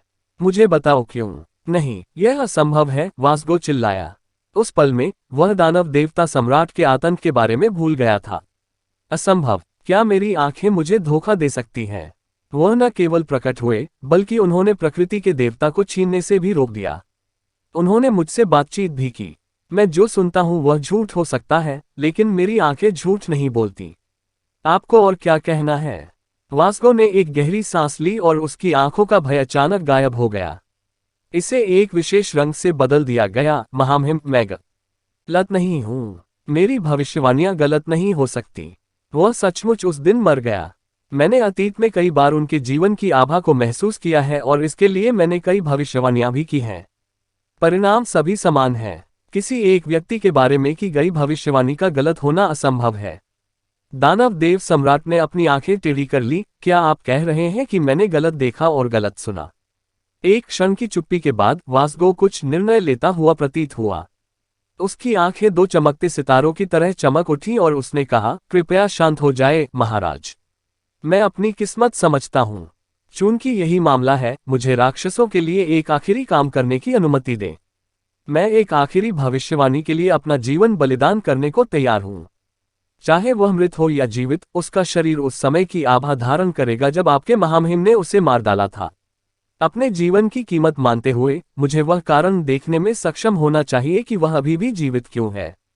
आप नहीं कर सकते। आप नहीं कर सकते। एक फ्लैश के साथ चंद्रमा दानव देवता सम्राट से पहले पहुंचे। उसने घुटने टेककर विनती की, महाराज, जब से वासगो स्टार दानव भगवान बन गया है, उसने दौड़ के लिए बहुत कुछ किया है। भले ही यह सराहनीय नहीं है, फिर भी यह कड़ी मेहनत थी। मैं मंदिर गठबंधन के खिलाफ एक आश्चर्यजनक हमला शुरू करने और लॉन्ग हाओचेन को आपके सामने लाने के लिए तैयार हूं, ताकि आप इसे संभाल सकें। लॉन्ग हाओचेन का नाम सुनने के बाद बाओ, जो सिंहासन के सामने खड़ा था, अचानक कठोर हो गया। उसकी खोखली आंखें अचानक बैंगनी रंग की रोशनी से चमक उठी और तुरंत हत्या का तीव्र इरादा फूट पड़ा। आप? दानव देव सम्राट ने ठंडे स्वर में कहा, अभी ये कहना और भी मुश्किल है कि आप उसके प्रतिद्वंद्वी हैं या नहीं। ठीक है वासागो, मैं तुम्हें यह अवसर दूंगा। आप अभी शुरू कर सकते हैं। जैसे ही उसने ये कहा, उसने अपना बायां पैर उठाया और अगेरेस को एक बार फिर उड़ान भरने के लिए भेजा। उसी समय बैंगनी रोशनी की एक गेंद ने अगारेस के चारों ओर एक बुलबुला बना दिया, जिससे वह अंदर बंद हो गया। यहां तक कि उसकी आवाज भी बुलबुले से बाहर नहीं निकल सकी। दानव देवता सम्राट को देखकर, जो एक बार फिर शांत हो गया था, वासागो की आंखों में निराशा की एक बूंद चमक उठी। वह जानता था कि अब और कुछ संभव नहीं है। चंद्र दानव देवता के अलावा 3 अन्य दानव देवता बिना एक भी शब्द बोले वहां दंडवत करते रहे। वासगो ने एक दयनीय मुस्कान बिखेरी और धीरे से दानव देवता सम्राट के सामने घुटने टेक दिए। महामहिम, मुझे आशा है कि आप मेरे बलिदान के बदले में मेरे कुलों की देखभाल कर सकते हैं। फेंशियो ने उसकी ओर उदासीनता से देखा। आप शुरू कर सकते हैं। वास्को को वह उत्तर नहीं मिला जो वह चाहता था। जब वह दोबारा खड़ा हुआ तो उसकी आंखें सूनी थीं। वह हॉल से बाहर चला गया। जब वह जमीन पर 3 राक्षस देवताओं के ऊपर से गुजरा तो वह थोड़ा रुका, फिर 1 दर्जन या उससे अधिक कदम आगे बढ़ा और रुक गया। जैसे जैसे वह चलता गया, नारंगी रोशनी धीरे धीरे तेज होती गई। जब वह रुका तो वह अत्यधिक चमकीला हो गया था। दानव देवता सम्राट ने अपना हाथ लहराया और आध्यात्मिक ऊर्जा की एक शक्तिशाली लहर ने दानव मृत्यु देवता, नरक दानव देवता और भालू दानव देवता को एक तरफ कर दिया। तीनों दैत्य देवता चुप रहकर एक ओर गिर गए। चंद्रमा दानव देवता अगारिस घबराने लगे, लेकिन उन्हें सीधे दानव देवता सम्राट की सील टूटने का डर था। अन्यथा दानव देवता सम्राट के क्रोध में निश्चित रूप से वह भी शामिल होगा। दानव देव सम्राट तारा दानव देवता पर अपना हाथ रख सकता था, इसलिए यह संभव था कि वह भी। वास्को ने धीरे से अपनी हथेलियों को ऊपर की ओर रखते हुए अपनी बाहों को अपने बगल में उठा लिया। उनमें से प्रत्येक के पास एक नारंगी क्रिस्टल बॉल थी। कोमल जब प्रकट हुआ और उसके शरीर पर तीव्र नारंगी प्रकाश ऊपर की ओर बढ़ने लगा। दानव देव सम्राट ने केवल उसकी ओर उदासीनता से देखा। उसकी निगाहें ठंडी थीं, जरा भी दया नहीं आई।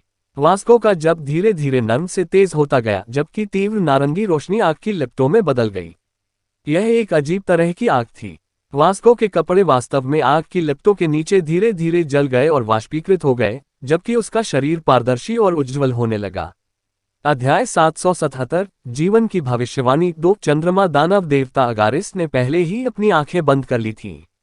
यह एक भविष्यवाणी थी जहां वास्को इसकी कीमत के रूप में अपनी जीवन शक्ति को जला देगा। ये स्टार दानव भगवान की सबसे शक्तिशाली भविष्यवाणी भी थी। यह उनके द्वारा पहले इस्तेमाल की गई महान भविष्यवाणी तकनीक से एक स्तर ऊंचा था। एक बार जब जीवन की भविष्यवाणी का उपयोग किया गया तो इसे रोका नहीं जा सका। ये निश्चित रूप से उपयोगकर्ता की सारी जीवन शक्ति समाप्त कर देगा। हालांकि भविष्यवाणी सबसे अच्छी और सबसे सटीक होगी। वास्को धीरे धीरे घूमा। उसकी आंखें पहले ही खून से लाल हो चुकी थीं। जैसे ही वह पलटा, उसका जोरदार मंत्रोच्चार भी बंद हो गया। जैसे ही उसने दानव देवता सम्राट का सामना किया, उसके मुंह से अचानक खून बहने लगा। तुरंत नारंगी लपटें भड़क गईं और प्रकाश के एक नारंगी स्तंभ में बदल गईं जो हवा में 5 मीटर ऊपर उठ गईं। पूरे मुख्य हॉल में एक अजीब सी आभा दिखाई दी। उपस्थित दानव शक्तियों को अपनी चेतना थोड़ी शून्य महसूस हुई। यहाँ तक कि दानव देव सम्राट भी अपवाद नहीं था।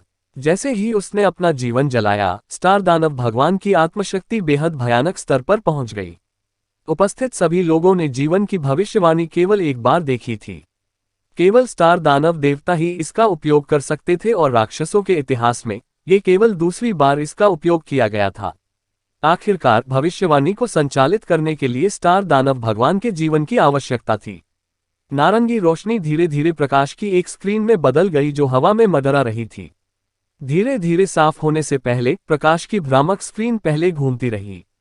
स्क्रीन पर दर्शाया गया है कि जब दानव देवता सम्राट ने लॉन्ग हाओचेन को मार डाला तो कैसे लॉन्ग हाओचेन का दिल घुस गया और वह धीरे धीरे जमीन पर गिर गया।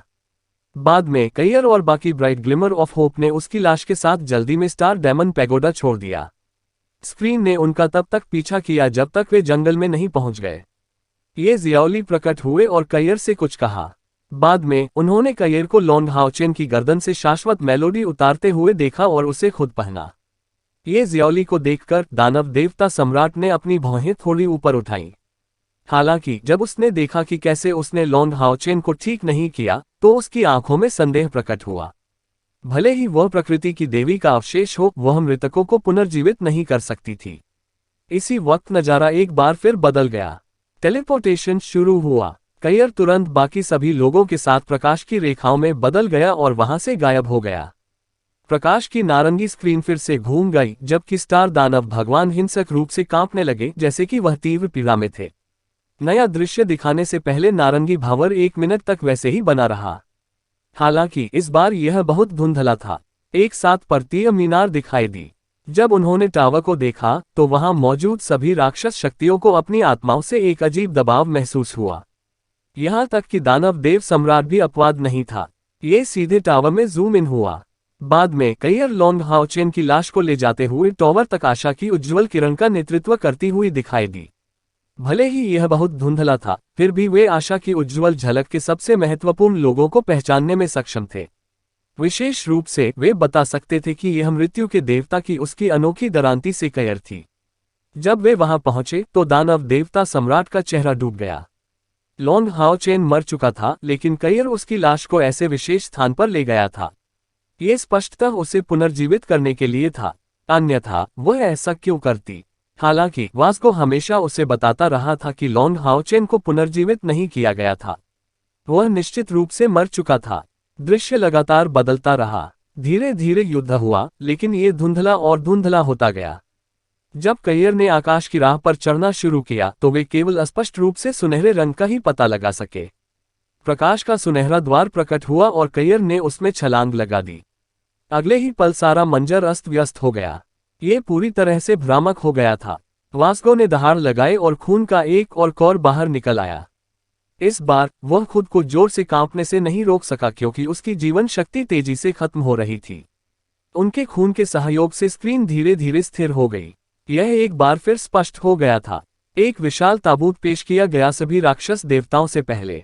पवित्र नेक्रोमेंसर नींद में डूबाकर लामेटी अलेक्स प्रकट हुआ, और उसके पहले की आभा जिसने सभी राक्षस देवताओं की आत्माओं को दबा दिया था, चरम पर पहुंच गई। एक प्रकाश तत्व नेक्रोमेंट दानव देव सम्राट लगभग चिल्ला उठा। दृश्य बहुत तेजी से आगे बढ़ा। अलेक्स ने अपने हाथ में एक सुनहरा दिल रखा। हालांकि यह केवल एक सेकंड के विभाजन के लिए ही प्रकट हुआ था, दानव देवता सम्राट ने फिर भी इसे देखा। अगले ही पल उसने सुनहरी रोशनी देखी और लॉन्ग हाओ चेन की छाती के चारों ओर तेजी से छलांग लगाए। सीन फिर बदल गया। यह तब था जब अलेक्स ने खुद को शुद्ध करने के लिए मृत्यु के देवता की दरांती पकड़ ली थी। वास्को की भविष्यवाणी तब तक चली और आगे जारी नहीं रह सकी। उन्होंने जीवन की भविष्यवाणी को जबरदस्ती मजबूत किया था, इसलिए इसकी लंबाई काफी कम हो गई थी। प्रकाश की नारंगी स्क्रीन धीरे धीरे मंद हो गई और छवियां भी फीकी पड़ गईं। वासागो रोशनी में घिरा हुआ लड़खड़ा रहा था। वह नहीं मानव है, वह एक मरा हुआ है। उसके पास एक मरे हुए का शरीर है। वह अभी भी मरा हुआ है। वह मर चुका है। ऑस्टिन ग्रिफिन नहीं हो सकता, अभी भी जीवित है। लॉन्ग हाओ चेन केवल एक मरा हुआ, केवल एक मरा हुआ। वास्को की आवाज रोने वाली और अपील करने वाली दोनों लग रही थी। जब राक्षस देवताओं ने ये सुना तो वे मदद नहीं कर सके, लेकिन देखने लगे। फिलहाल वासागो एक भूत की तरह था। उसका पूरा शरीर जलकर काला पड़ गया था। उसने दानव देवता सम्राट को ये बताने के लिए अपने तरीके का इस्तेमाल किया कि उसकी भविष्यवाणी गलत नहीं थी। लॉन्ग हाओ चेन वास्तव में मर गया था और उसे पुनर्जीवित नहीं किया गया था। वह मरे हुए की तरह जी रहा था। उसके पास बस एक दिल था जिसे एक शक्तिशाली तांत्रिक ने बनाया था। उपस्थित सभी राक्षस देवताओं की आंखों में मूलतः प्रश्न की दृष्टि दिखाई दी। उन्होंने दानव देव सम्राट की ओर देखा। विशेषकर अगारेस ने क्रोध के कारण अपनी मुठ्ठियां भींच ली थीं। इस समय दानव देवता सम्राट ने अपना हाथ उठाया और हरी रोशनी की एक गेंद उड़कर वास्को के शरीर पर गिरी। हल्की हरी रोशनी ने वास्को को ढक लिया और शक्तिशाली जीवन शक्ति उसके शरीर में प्रवाहित हो गई। पहाड़ी झरने की तरह एक सुखद कर्कश ध्वनि बह रही थी। वास्को की थकी हुई जीवन शक्ति वास्तव में आश्चर्यजनक दर से पुनः प्राप्त होने लगी और उसका लड़खड़ाता शरीर भी वास्तव में स्थिर हो गया। ये शक्ति क्या थी? सभी राक्षस देवता वास्को को आश्चर्य से देखने लगे। दानव देवता सम्राट चाहे कितना भी शक्तिशाली क्यों न हो, उसके पास अंधकार की शक्तियां थीं। लेकिन उनके सामने ये स्पष्ट रूप से जीवन का जादू था, और यह इतने ऊंचे स्तर पर था कि ये दानव देवता सम्राट के काले जादू का मुकाबला कर सकता था। दानव देव सम्राट ने भौहें चढ़ा ली। वह जानता था कि आज वह थोड़ा ज्यादा हो गया है। भले ही उसके पास राक्षसों के बीच सर्वोच्च अधिकार था, वास्को अभी भी राक्षस देवता था जो तीसरे स्थान पर था, साथ ही राक्षस भविष्यवक्ता भी था। वासागो के जीवन की रक्षा के लिए उसे उस खजाने को निकालने के लिए मजबूर होना पड़ा, अन्यथा मौजूद राक्षस देवता शायद उससे अलग हो जाते। दानव देवता सम्राट ने अपनी शानदार काली टोपी उतार दी और धीरे धीरे वासागो के सामने पहुंचे। उसने हरी बत्ती को देखते हुए धीरे धीरे अपनी जीवन शक्ति को पुनः प्राप्त करते हुए कहा, मैंने गड़बड़ कर दी है क्योंकि मुझे परवाह है। मैंने इस मामले में आप पर गलत आरोप लगाया है। यहाँ हम में से हर कोई समझता है कि ऑस्टिन ग्रिफिन का हमारी जाति के लिए क्या मतलब है, और यही कारण है कि मैं गुस्से में था। मैं बस इतना कर सकता हूँ कि आपकी खोई हुई जिंदगी वापस ला दूँ। तीसरा भाई, मुझे आशा है कि आप मुझे समझ सकते हैं। जैसा कि उन्होंने कहा, उन्होंने व्यक्तिगत रूप से वास्को के ऊपर केप लपेटा।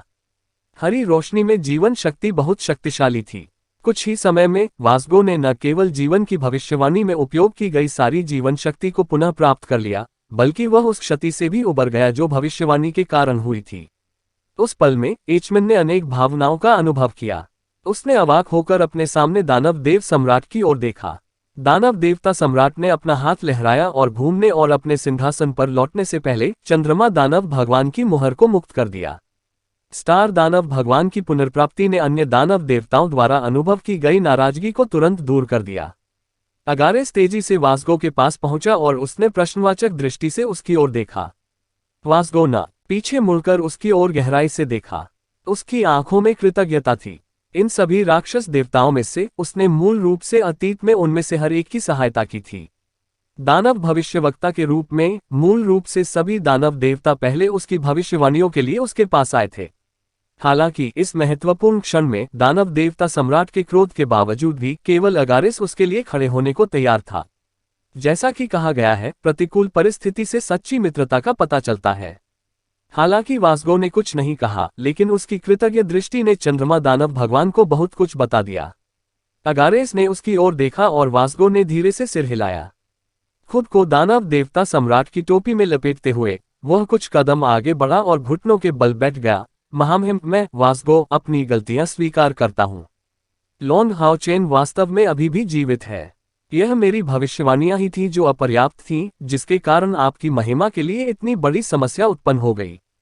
कृपया मुझे सजा दीजिए। अगारेस और वास्गो दोनों ही दानव देवता सम्राट को समझते थे। हालांकि जीवन की भविष्यवाणी पहले ही प्रकाशित हो चुकी थी कि दानव देवता सम्राट ने स्टार दानव भगवान पर गलत आरोप लगाया था। क्या वास्तव में कोई इतना साहसी था कि दानव देवता सम्राट को दोषी ठहरा सके? इससे कोई फर्क नहीं पड़ता कि वास्गो को कितनी नाराजगी का अनुभव हुआ, वह इसे बिल्कुल भी दिखाने का जोखिम नहीं उठा सका। यहां तक कि उसे दानव देवता सम्राट की खातिर यह सब छिपाना पड़ा। दानव देवता सम्राट फेंगशियू पिछले 6000 वर्षों में राक्षसों का सबसे बड़ा शक्ति केंद्र था। वह दूसरों पर भरोसा करके अपनी वर्तमान स्थिति तक नहीं पहुंचे थे।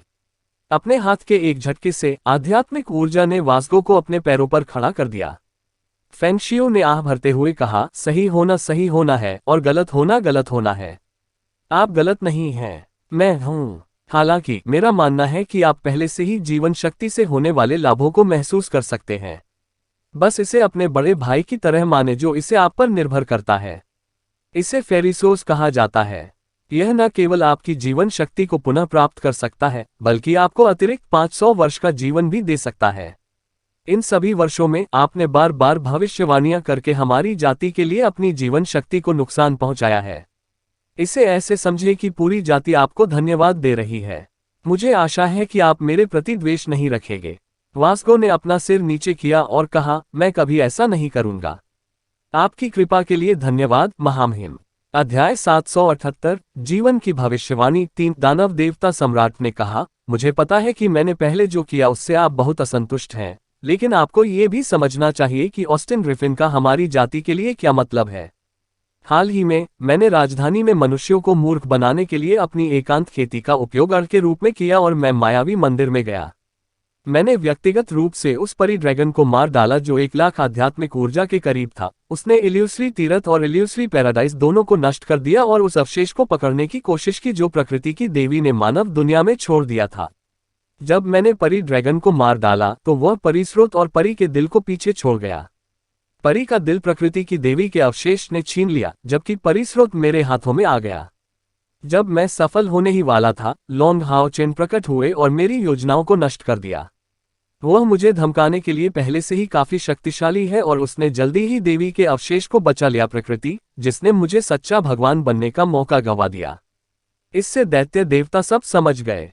जैसा कि यह निकला, दानव देवता सम्राट केवल इसलिए क्रोधित नहीं था क्योंकि लॉन्ग हाओचेन अभी भी जीवित था और ऑस्टिन ग्रिफिन को पुनर्जीवित किया जा सकता था।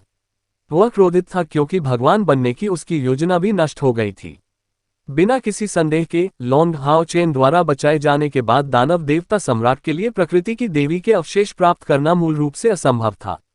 हालांकि उपस्थित सभी दानव देवताओं को पता था कि दानव देवता सम्राट की साधना अथाह थी। ये पहली बार था जब उसने व्यक्तिगत रूप से देवता बनने की संभावना को स्वीकार किया था। उस क्षण में पहले का दबाव धीरे धीरे राक्षस देवताओं के दिलों में फिर से प्रकट हो गया। राक्षसों के बीच सबसे मजबूत समूह के रूप में वे अच्छी तरह से जानते थे कि भगवान बनने का क्या मतलब है। इसमें कोई आश्चर्य नहीं कि दानव देवता सम्राट ने हाल ही में दौर में होने वाले अधिकांश मामलों पर आंखें मूंद ली थीं। वह सचमुच उस स्तर तक पहुंच गया था। दानव देवता सम्राट ने उदासीनता से कहा, लॉन्ग हाओचेन अभी भी जीवित है, जिसका मतलब है कि वह एक खतरा है। भले ही ऑस्टिन ग्रिफिन वास्तव में मर चुका है, फिर भी वह स्वयं हमारे शासन को खतरे में डाल सकता है। अगली बार हम तब मिलेंगे जब हम संघर्ष करेंगे और उसकी खेती पहले ही मानव इतिहास की सबसे मजबूत शक्ति को पार कर चुकी है। और वह अभी केवल 20 वर्ष का है। यदि हम उसे पर्याप्त समय और स्थान देंगे तो हमारी जाति खतरे में पड़ जाएगी। परिणामस्वरूप मैंने पहले ही पवित्र युद्ध फिर से शुरू करने का निर्णय ले लिया है। हमें लॉन्ग हाओचेन को हमेशा के लिए मार गिराना है, चाहे वह इंसान हो या मरा हुआ। किसी ने विरोध करने की हिम्मत नहीं की। यद्यपि दानव देवता सभी जानते थे कि इसका मुख्य कारण शायद ये था कि दानव देवता सम्राट उस देवता को वापस लेना चाहते थे ताकि वह एक देवता बन सके, क्योंकि ऑस्टिन ग्रिफिन का खतरा संभवतः टल गया था। क्या वे अभी भी काफी साहसी होंगे, कुछ भी कहना है। उन्होंने पहले ही स्टार दानव भगवान का एक उदाहरण बना लिया था। दानव देवता सम्राट के पास दूसरा परिस्रोत नहीं था। मुझे बताओ, क्या आपके पास कोई सुझाव है? दानव देवता सम्राट की गरिमापूर्ण नजर नीचे दानव देवताओं पर पड़ी। दैत्य देवताओं ने एक दूसरे की ओर देखा। उनमें से किसी की भी कुछ कहने की हिम्मत नहीं हुई। ये खबर एकदम अचानक आई थी। इस समय बाओ, जो दानव देवता सम्राट के पास खड़ा था, बात करने लगा। वह 2 कदम आगे बढ़ा और दानव देवता सम्राट के सामने घुटने टेककर बोला, पिताजी, चूंकि हम पवित्र युद्ध को फिर से शुरू करेंगे, मुझे लगता है कि इस बार हमें अपनी पूरी ताकत लगानी होगी। पिछले पवित्र युद्ध में हमने जबरदस्त प्रयास और संसाधन खर्च किए। हालांकि इंसान वही थे, फिर भी हम उनके गढ़ों पर कब्जा करने में असफल रहे। मुझे लगता है कि चाहे हम कुछ भी करें, हमें इंसानों के बीच अपना रास्ता खत्म करना होगा और उन पर उचित प्रहार करना होगा। भले ही यह उन्हें पूरी तरह से मिटा देने के लिए पर्याप्त नहीं है, हमें उन्हें वास्तव में पीड़ित करना होगा, या 1 या 2 मंदिरों को भी नष्ट करना होगा। दानव देव सम्राट अधीर हो गया, विस्तार में जाओ। ये खोखले शब्द बेकार हैं। बाओ ने कहा, मुझे लगता है कि हमें इस बार अपनी सेना को केंद्रित करना चाहिए और केवल 1 या 2 गढ़ों पर हमला करना चाहिए। हमारी ताकत के साथ उनके लिए हमें पीछे हटाना असंभव है। चूंकि इस बार उद्देश्य विनाश है, केवल दमन या प्रहार नहीं, इसलिए हमें और अधिक क्रूर होना चाहिए। मैं युद्ध में अग्रणी दल का नेतृत्व करने को तैयार हूँ। दानव देवता सम्राट की आंखों में शीतलता झलक उठी। कुछ तो है जो आपने सही समझा है। इस बार हमें इंसानों को कष्ट देना है। मनुष्यों के बीच हमारे स्काउट्स के अनुसार उसके बाद के वर्षों के दौरान मनुष्य बहुत तेजी से ठीक हो गए हैं। अंतिम पवित्र युद्ध, कम से कम ये हमसे तेज है। इंसानों को जो फायदा हुआ है वह धीरे धीरे दिखना शुरू हो गया है। यदि यह जारी रहा तो कुछ वर्षों में मनुष्य हम पर जवाबी हमला भी कर सकते हैं। हम ऐसा नहीं होने दे सकते। इस बार का पवित्र युद्ध छोटी मोटी झड़पों का समूह नहीं होगा। मैं चाहता हूं कि मनुष्य सचमुच समझे कि एक निर्विरोध शक्ति क्या होती है। अगारेस वासागो, पहले वापस जाओ। अपने कुल के लोगों को इकट्ठा करो और इस बार हमें अपने 3 कुलों के सभी कुलीनों को बाहर भेजना होगा। मैं ये देखना चाहता हूं कि मनुष्य हमें रोकने के लिए क्या उपयोग करेंगे। बेशक इससे पहले हमें मोडू में कष्टप्रद मक्खियों को साफ करना चाहिए। मैंने इतने सालों में उन्हें नहीं छुआ है, तो क्या वे सचमुच सोचते हैं कि मैं उनके साथ कुछ नहीं कर सकता? मृत्यु के दानव देवता सैमिगिना ने विनम्रता से कहा, महामहिम, तो फिर हमें मनुष्यों के विरुद्ध अपने हमले कहां से शुरू करने चाहिए? मेरा फींड कबीला आपकी महिमा के लिए हमारे जीवन की प्रतिज्ञा करता है। हम अग्रणी के रूप में सेवा करने को तैयार हैं। दानव देवता सम्राट ने स्पष्ट रूप से कहा, चाहे हम कहीं भी शुरुआत करें, मनुष्य हमें रोक नहीं सकते। सटीक योजना पर निर्णय लेने से पहले मुझे मोडू में कष्टप्रद मक्खियों से निपटने दीजिए। बाओ, मोडू में सभी दानव हंटर रिमूवर्स को इकट्ठा करो। आज से मैं तुम्हें दानव हंटर रिमूवर्स का कमांडर नामित करूंगा। आप उन सभी का नेतृत्व करेंगे। युद्ध की तैयारी। हाँ, अहाबाओ की आंखों में भारी युद्ध भावना और हत्या का इरादा प्रकट होते ही एक ठंडी रोशनी चमक उठी। नीचे अन्य राक्षस देवताओं ने उसी समय घुटने टेक दिए। हम अपने जीवन की प्रतिज्ञा करते हैं, आपकी महिमा। यदि राक्षस हमला करने जा रहे हैं तो सबसे संभावित लक्ष्य हमारा ड्रैगन प्रतिरोधी माउंटेन पास है। नाइट टेम्पल के चर्चा कक्ष में अग्रणी सीट पर लॉन्ग हाओचेन, उसके बगल में लॉन्ग जिंग्यू और ब्राइट ग्लिमर ऑफ होप के सदस्य बैठे थे। उनके अलावा ब्राइट ग्लिमर ऑफ होप के अन्य लोग भी संघ के सदस्य थे। उन्हें इस बैठक में भाग लेने का अधिकार था। जैसे ही लॉन्ग हाओचेन ने ये कहा, नाइट टेम्पल के ताकतवर लोग चौंक गए। लॉन्ग जिंगयू ने संदेह से पूछा, अध्यक्ष महोदय, आप ऐसा क्यों सोचते हैं? लॉन्ग हाओचेन ने कहा, क्योंकि दानव देवता सम्राट का लक्ष्य मैं हूं। हर कोई, आपको अभी भी यह याद रखना चाहिए कि मैंने अपने साथियों के साथ एक बार दानव देव स्तंभों को नष्ट कर दिया था। हमने सांप दानव देवता एंड्रोमेलियस और पेंथर दानव देवता ऑक्सरे के दानव देवता स्तंभों को नष्ट कर दिया। 72 दानव देवता स्तंभों को हमेशा के लिए 70 में बदल दिया, जिनके ठीक होने की कोई संभावना नहीं थी। ऐसा इसलिए था क्योंकि मेरे पास एक विशेष शक्ति है जो राक्षसों के दानव देव स्तंभों को दबाने के लिए होती है, जो उन्हें नष्ट भी कर सकती है।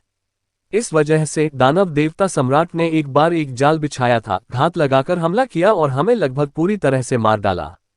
अधिक सही ढंग से, उसने सोचा कि मैं पहले ही मर चुका था। इस बार उसे प्रकृति की देवी के ईश्वरीय अवशेष प्राप्त करने से रोकने के लिए हम फिर मिले। दानव देवता सम्राट को खतरा महसूस हुआ होगा और वह एक बार फिर युद्ध छेड़ना चाहेगा। उसका निशाना मैं होगा। राक्षसों के लिए मैं उनका सबसे बड़ा मुद्दा हूं।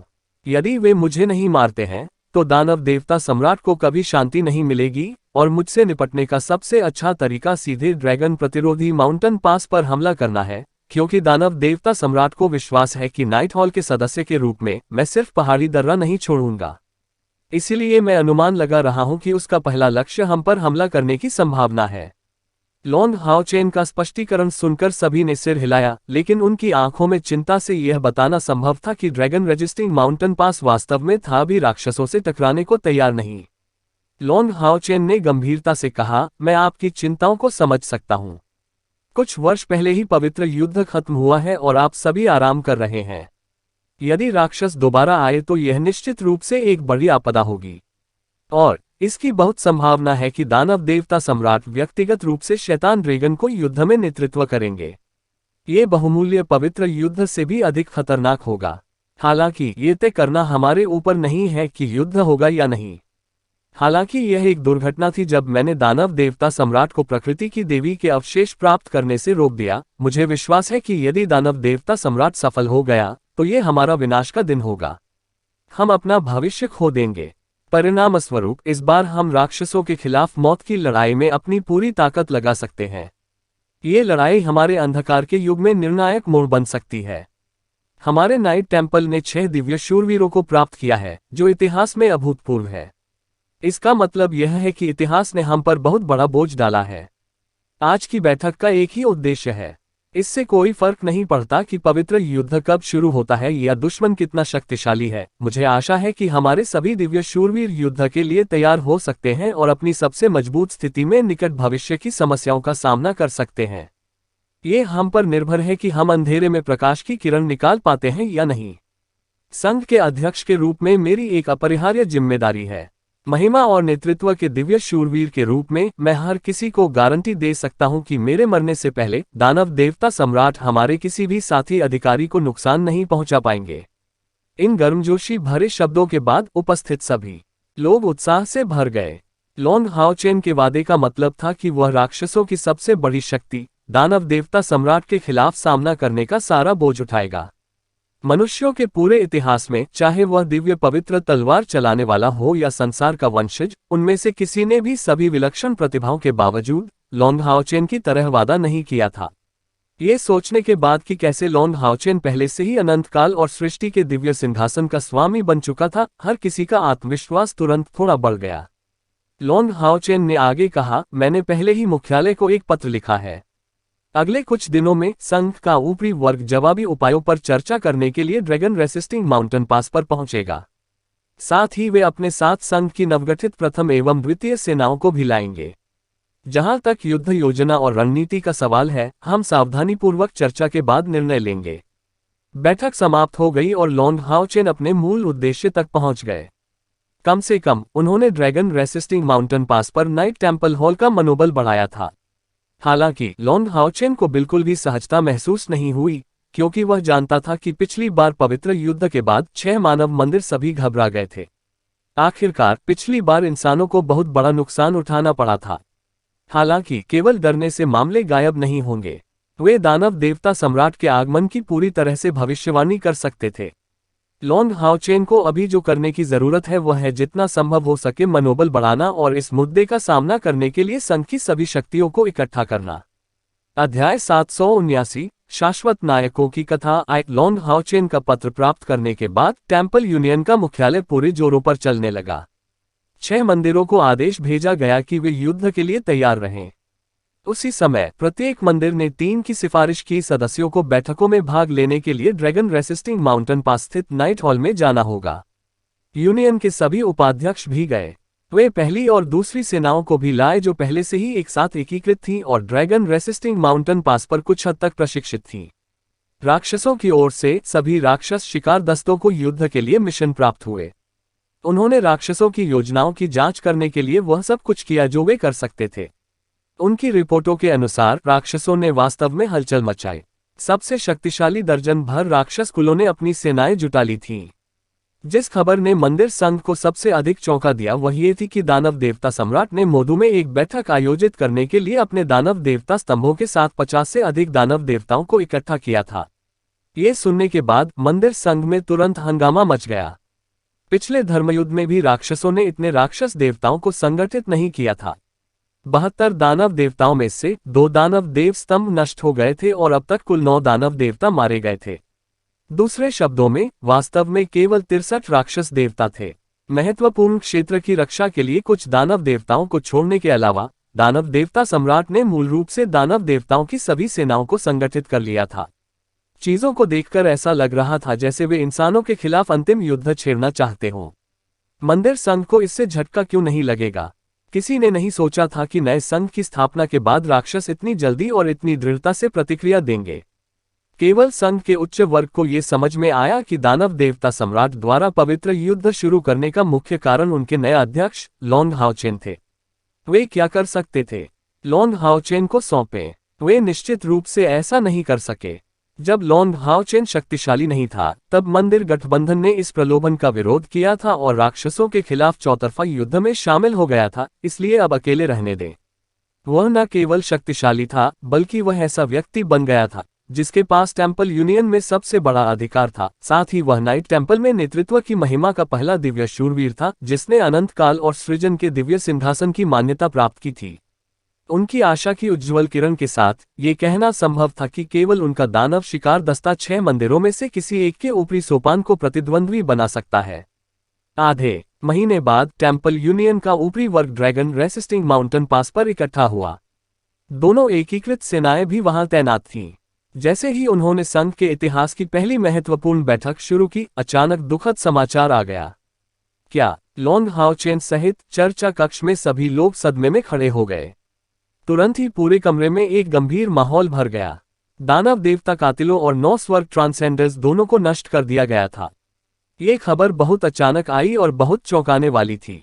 उस क्षण के लिए पूरा चर्चा कक्ष एकदम शांत हो गया था। हर किसी को ऐसा महसूस हुआ जैसे उनके दिल पर किसी भारी चीज का आघात हुआ है, जबकि लॉन्ग हाओचेन यूनियन के अध्यक्ष के रूप में फीके पड़ गए थे। ये खबर तब आई थी जब युद्ध छिड़ने वाला था, जिससे ये बहुत चौंकाने वाला था। साथ ही टेम्पल यूनियन के लिए भी यह एक बड़ी हिट थी। The bright glimmer of hope के अलावा डेमन गॉड स्लेयर्स और 9 हेवन ट्रांसेंडर्स अन्य 2 दानव शिकार दस्ते थे जिनकी बड़ी उपलब्धियां थीं। लॉन्ग हाओचेन बिल्कुल नहीं था। वह 9 हेवन ट्रांसेंडर्स से परिचित था, लेकिन वह दानव देवता कातिलों से अधिक परिचित नहीं हो सका। महान पावरहाउस चेन जिडियन ने उन्हें बार बार सहायता की थी, यही कारण था कि वह सफलतापूर्वक अध्यक्ष बन सके। हालांकि उन्होंने कभी नहीं सोचा था कि कुछ महीने पहले अलग होने के बाद वे देवों द्वारा पूरी तरह से नष्ट हो जाएंगे। एक पल के सदमे के बाद लॉन्ग हाओचेन ने जबरदस्ती अपने दुख को दबा दिया। उन्होंने सम्राट ग्रेट दानव शिकार दस्ते के कप्तान से पूछा, क्या खबर विश्वसनीय है? कैप्टन 80 साल का एक बूढ़ा आदमी था। उन्होंने दर्द भरे स्वर में कहा, खबर विश्वसनीय है। वरिष्ठ चेन जिडियन ने हमेशा हमारे दानव शिकार दस्ते के साथ एक विशेष संचार पद्धति बनाए रखी है। जब ऐसा हुआ तो उन्होंने तुरंत एक संदेश भेजकर हमें यूनियन में वापस जाने के लिए कहा। दानव देवता सम्राट ने व्यक्तिगत रूप से चंद्रमा दानव देवता, तारा दानव देवता, मृत्यु के दानव देवता, नर्क दानव देवता और अन्य दर्जन या इतने ही दानव देवताओं को बिना किसी पूर्व चेतावनी के घेरने के लिए नेतृत्व किया था। जब सीनियर चेन जिडियन ने संदेश भेजा तो वे पहले ही हारने वाले थे। हालांकि डेमन गॉड स्लेयर्स और 9 हेवन ट्रांसेंडर्स ने अपनी मौत तक संघर्ष किया और 3 दानव देवताओं को मारने में कामयाब रहे। सीनियर चेन जिडियन ने भी एक सटीक आंकड़ा भेजा। मारे गए 3 राक्षस देवताओं के अलावा अन्य 54 राक्षस देवता मोदू में एकत्र हुए थे। आखिरी बात जो वरिष्ठ चेन जिडियन ने मुझे बताई वह काफी भ्रमित करने वाली थी। उन्होंने कहा कि दानव देवता सम्राट छिपा हुआ था। छिपाने कहने के बाद और कुछ नहीं था। वह दानव देवता सम्राट के हाथों मर गया होगा। ये सुनने के बाद कमरे में मौजूद लोग अपनी सांसें रोक नहीं सके। उस पल में हर कोई बस एक दूसरे को देखता रहा। लॉन्ग हाओचेन के अलावा जो शांत रहने में कामयाब रहे, बाकी सभी सदमे में थे। बैठक कक्ष का माहौल गंभीर हो गया था। लॉन्ग हाओचेन का दिल भी उसकी आंखों में भरे दुख से भारी हो गया। वह नहीं जानता था कि 9 हेवन ट्रांसेंडर्स कितने मजबूत थे, लेकिन वह चेन जिडियन के नेतृत्व वाले दानव भगवान कातिलों के बारे में जानता था। डेमन गॉड स्लेयर्स के प्रत्येक सदस्य ने 3 लाख आध्यात्मिक ऊर्जा को पार कर लिया था, जो कि 9वें चरण की तीसरी रैंक या उच्चतर थी। वे सभी डोमेन वाले पावरहाउस थे। चेन जिडियन की खेती 9वें चरण की चौथी रैंक तक भी पहुंच गई थी। उनके नेतृत्व में भले ही वे कई ताकतवरों से घिरे हुए थे, फिर भी उन्हें भागने का मौका मिलना चाहिए था। उनमें से कम 1 या 2 को जीवित रहना चाहिए था। हालांकि अंतिम परिणाम ये हुआ कि उनका सर्वनाश हो गया। यदि वह नहीं जानता था कि यह असंभव है, तो चेन जिडियन अपने कम से कम एक सदस्य को बाहर निकलने में सहायता करने के बजाय संदेश भेजने में समय क्यों बर्बाद करेगा। 2 शीर्षक वाले राक्षस शिकार दस्ते इसी तरह मारे गए थे। ये टेम्पल यूनियन के लिए बहुत बड़ा झटका था। विशेष रूप से संघ की स्थापना के बाद से यह मनोबल पर सबसे बड़ा आघात था। यांग हाओहान ने सख्ती से कहा, खबर पर नियंत्रण रखें, इसे फैलने न दें। सभापति महोदय, मैं आपको राक्षसों के क्षेत्र में सभी राक्षस शिकार दस्तों को तुरंत वापस बुलाने की सलाह दूंगा। लॉन्ग हाओचेन ने सिर हिलाया, मैं सहमत हूं। क्या कोई है जो आपत्ति करता है? ये निर्णय सर्वसम्मत सहमति के तहत पारित किया गया। यहां तक कि 2 शीर्षक वाले दानव शिकार दस्ते भी राक्षसों के हाथों मारे गए थे। यह दर्शाता है कि इस बार दानव देवता सम्राट कितना दृढ़ था। यदि अन्य राक्षस शिकार दस्ते वहीं रहते तो संभवतः वे तोपचारे के रूप में बर्बाद हो जाते। निर्णय लेने के बाद बैठक कक्ष में तुरंत सन्नाटा छा गया। सभी लोग गहरी सोच में पड़ गए। वे सभी अनुभव करते हैं उन्होंने अतीत में जो भी दबाव महसूस किया था, उससे कहीं अधिक दबाव। 2 शीर्षक वाले राक्षस शिकार दस्तों की मौतों ने उन्हें पूरी तरह से समझा दिया कि इस बार राक्षस जो पवित्र युद्ध शुरू करेंगे वह अतीत से पूरी तरह से अलग होगा।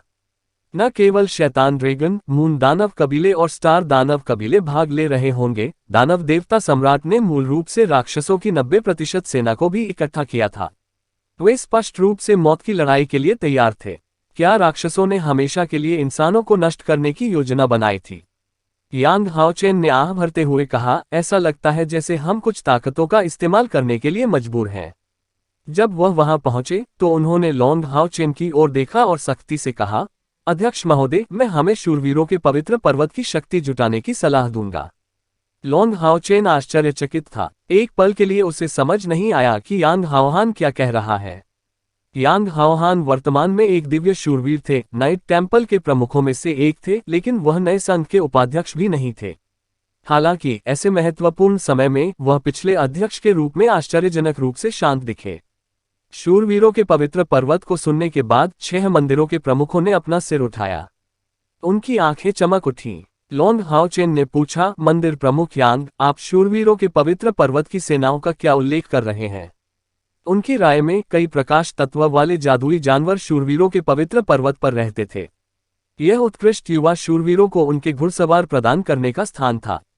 साथ ही इसने नाइट टेम्पल के कुछ वरिष्ठ लोगों का समर्थन किया जो राक्षसों के खिलाफ लड़ाई में गंभीर रूप से घायल हो गए थे। हालांकि ये शक्ति राक्षसों से बचने के लिए पर्याप्त कैसे हो सकती है? यांग हाओहान अवश्य ही किसी बात का जिक्र कर रहे होंगे। यांग हाओहान धीरे से उठे और अन्य मंदिर प्रमुखों की ओर देखने के बाद उन्होंने कहा, जीवन या मृत्यु के ऐसे महत्वपूर्ण समय में कुछ चीजें हैं जो मुझे आप सभी को बतानी चाहिए, जिन पर संघ चर्चा कर सकता है और निर्णय ले सकता है। मेज टेम्पल के प्रमुख ली झेंगजी ने सिर हिलाया। उन्होंने कहा, अब यही एकमात्र रास्ता है।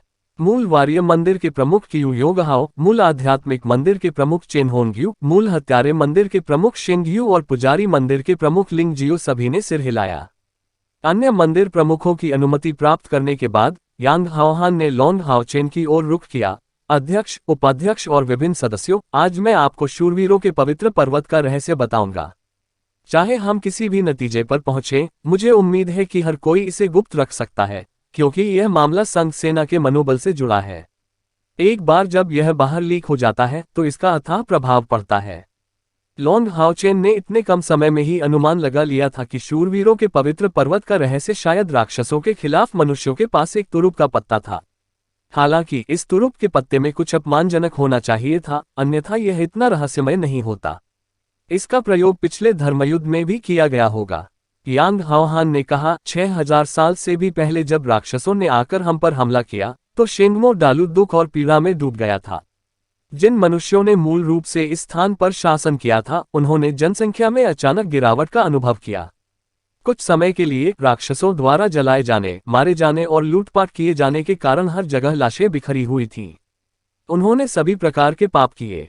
अस्तित्व की खातिर सक्षम लोग केवल पलायन का विकल्प चुन सकते हैं। राक्षसों के लगातार दबाव के तहत वे हमारे वर्तमान नियंत्रण वाले संघ के क्षेत्र में एकत्र हुए और 6 मंदिरों का निर्माण किया और इसके खिलाफ लड़ाई लड़ी। पूरी ताकत से राक्षस। कई दशकों के युद्ध के बाद हमने अंततः अपनी स्थिति स्थिर कर ली। वर्तमान में 6 मंदिरों के कब्जे वाले 6 किलों के पूर्ववर्तियों का उपयोग करते हुए हमने अंततः राक्षसों के हमलों को रोक दिया। हालांकि राक्षस तब भी शक्तिशाली थे और वे उस समय के मंदिर गठबंधन के खिलाफ निर्णायक लड़ाई में लगे हुए थे। अध्याय 780, शाश्वत नायकों की कथा। द्वितीय उस युद्ध में राक्षसों ने अपने 72 राक्षस देवताओं में से आधे को खो दिया। उनमें से कई की मृत्यु हो गई थी क्योंकि हमारे नाइट टेम्पल ने अनंतकाल और सृजन का दिव्य सिंहासन प्राप्त कर लिया था। जहां तक हम मनुष्यों की बात है, 9वें चरण के लगभग 100 शक्तिशाली लोग उस युद्ध में मारे गए।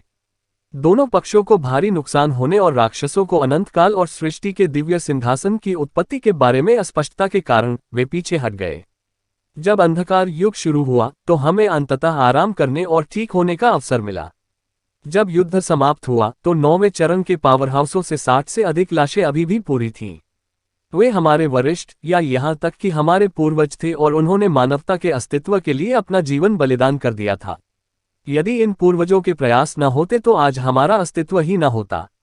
उस समय गठबंधन की स्थापना हाल ही में हुई थी और यह अभी जितना स्थिर नहीं था। हालांकि उसी समय शक्तिशाली उपकरणों और जादुई उपकरणों के कई टुकड़े थे जो प्राचीन काल से चले आ रहे थे। हमारे नाइट टेम्पल के पास एक पुस्तक है जो तब से चली आ रही है। वहां पहुंचते ही यांग हाओहान की आंखों में एक अजीब सी चमक आ गई और वह थोड़ा भावुक भी हो गए। सभी ने पूरे ध्यान से सुना। वे जानते थे कि यांग हाओहान अपने कथन के महत्वपूर्ण भाग तक पहुंच चुके थे। स्क्रॉल को आध्यात्मिक परिवर्तन का स्क्रॉल कहा जाता है। ये कुछ खास नहीं लगता है, लेकिन स्क्रॉल में दर्ज जादू एक निषिद्ध जादू है और कुछ परिस्थितियों में इसे अति निषिद्ध जादू भी माना जा सकता है। वर्जित वर्तनी स्क्रॉल बहुत कम थे। जब से लॉन्ग हाओचेन ने खेती शुरू की थी, उसने उन्हें केवल 2 या 3 बार ही देखा था। जहां तक अति निषिद्ध मंत्र स्क्रॉल की बात है, उसने पहले उनके बारे में सुना भी नहीं था। वह केवल कुछ हद तक ही जानता था कि अति निषिद्ध मंत्र और वर्जित मंत्र के बीच का अंतर अति दैवीय उपकरण और दैवीय उपकरण के बीच के अंतर के समान था। एक अति निषिद्ध मंत्र युद्ध का रुख भी मोड़ सकता है। यह असंभव को संभव कर सकता है। हालांकि यांग हाओहान ने आगे जो कहा उसने उपस्थित सभी लोगों को चौंका दिया। हालांकि यह अति निषिद्ध जादू मौत का जादू है। इसके साथ ही लॉन्ग हाओचेन भी लगभग चिल्लाने लगा था।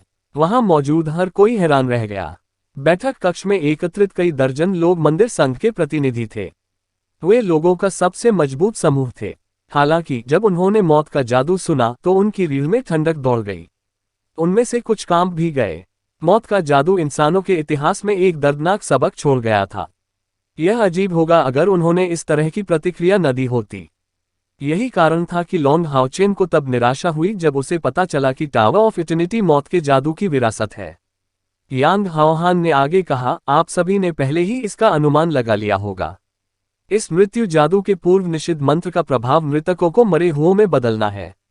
यह एक अति निषिद्ध मंत्र है। इसका कारण यह है कि जब यह मृतकों को मरे हुए में बदल देता है तो यह मृतकों की आत्माओं को उनके मरने से 24 घंटे पहले से ही पावरहाउस की आत्माओं के रूप में पुनर्निर्माण कर सकता है। सैम पे एक समय में उनके पास वही बुद्धि होगी जो वे जीवित थे। इस मंत्र का दायरा 100 वर्ग मीटर है।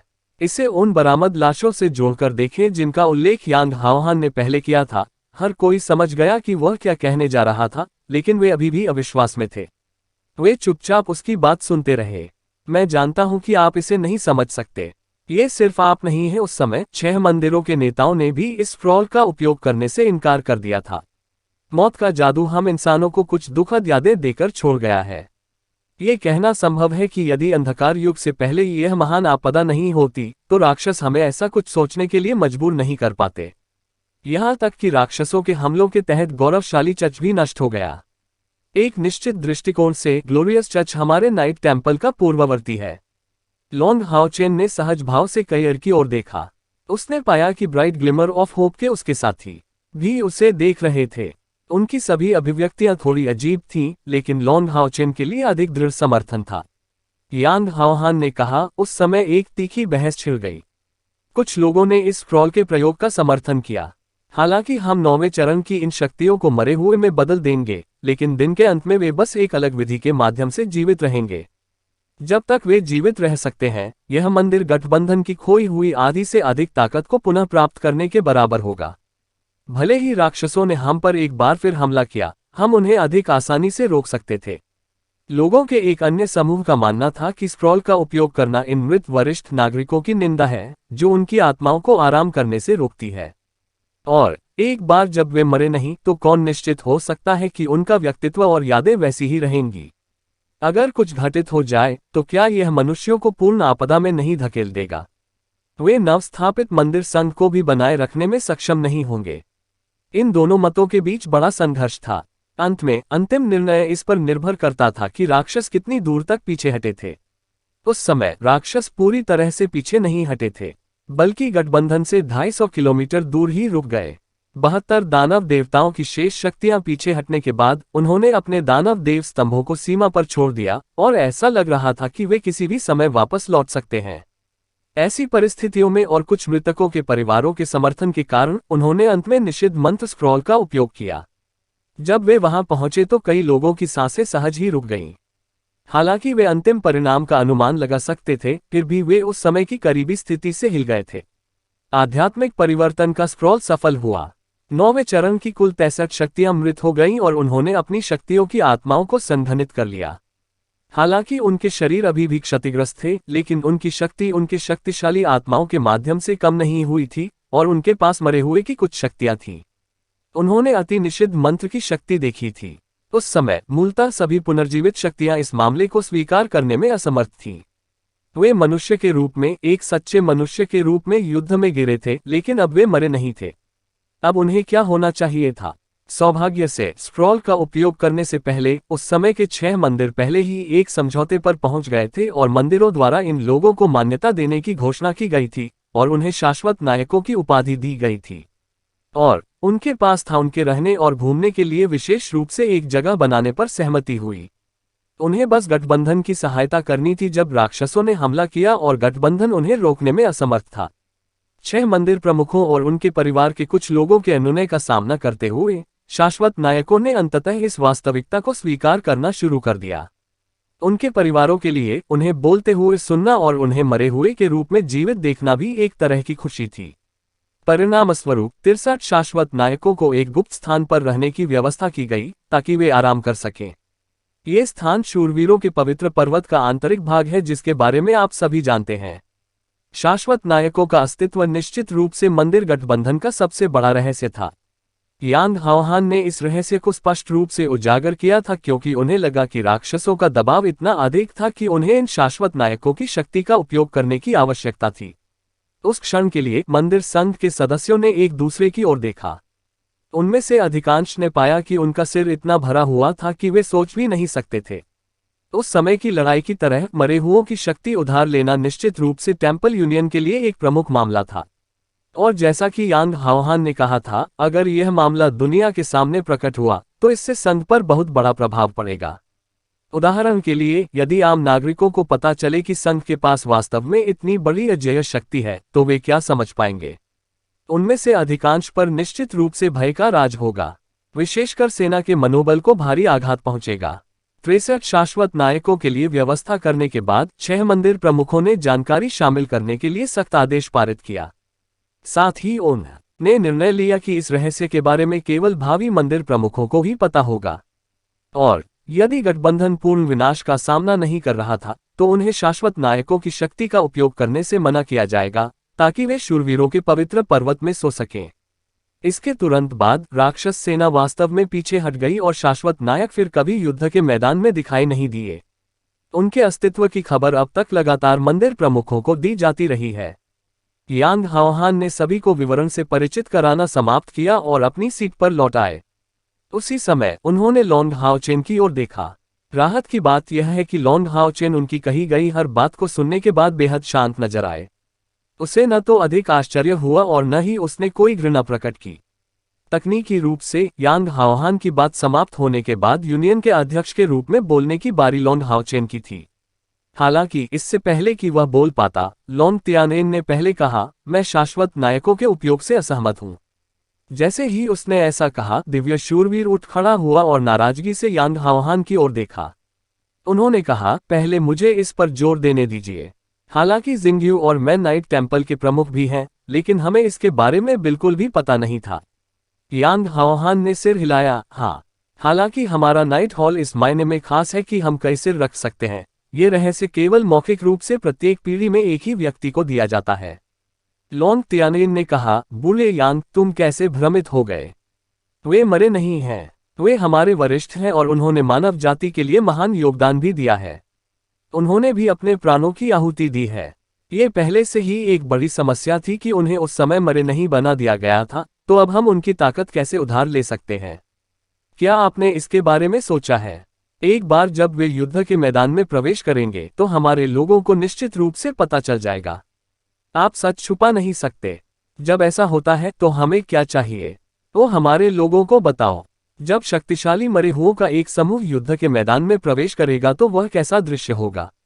और कई सहस्राब्दियों के बाद क्या आप गारंटी दे सकते हैं कि इन शाश्वत नायकों ने इतने लंबे समय के बाद कभी अपना मन नहीं बदला है? एक बार जब वे अपनी नींद की जगह छोड़ देते हैं और बाहर दिखाई देते हैं, तो सबसे भयानक बात यह है कि वे मजबूत होते हैं, फिर भी हमारे नियंत्रण से परे होते हैं, भले ही हम इस बात पर ध्यान नहीं देते कि वे युद्ध में कितने मजबूत हैं। वे हमारे वरिष्ठ हैं, तो वे हम कनिष्ठों की आज्ञा क्यों सुनेंगे? इससे पहले कि हम उनकी ताकत उधार ले सकें, हम पहले ही प्रतिक्रिया झेल चुके होंगे। संघ पहले से ही बड़े खतरे का सामना कर रहा है, इसलिए हम और कोई जोखिम नहीं ले सकते।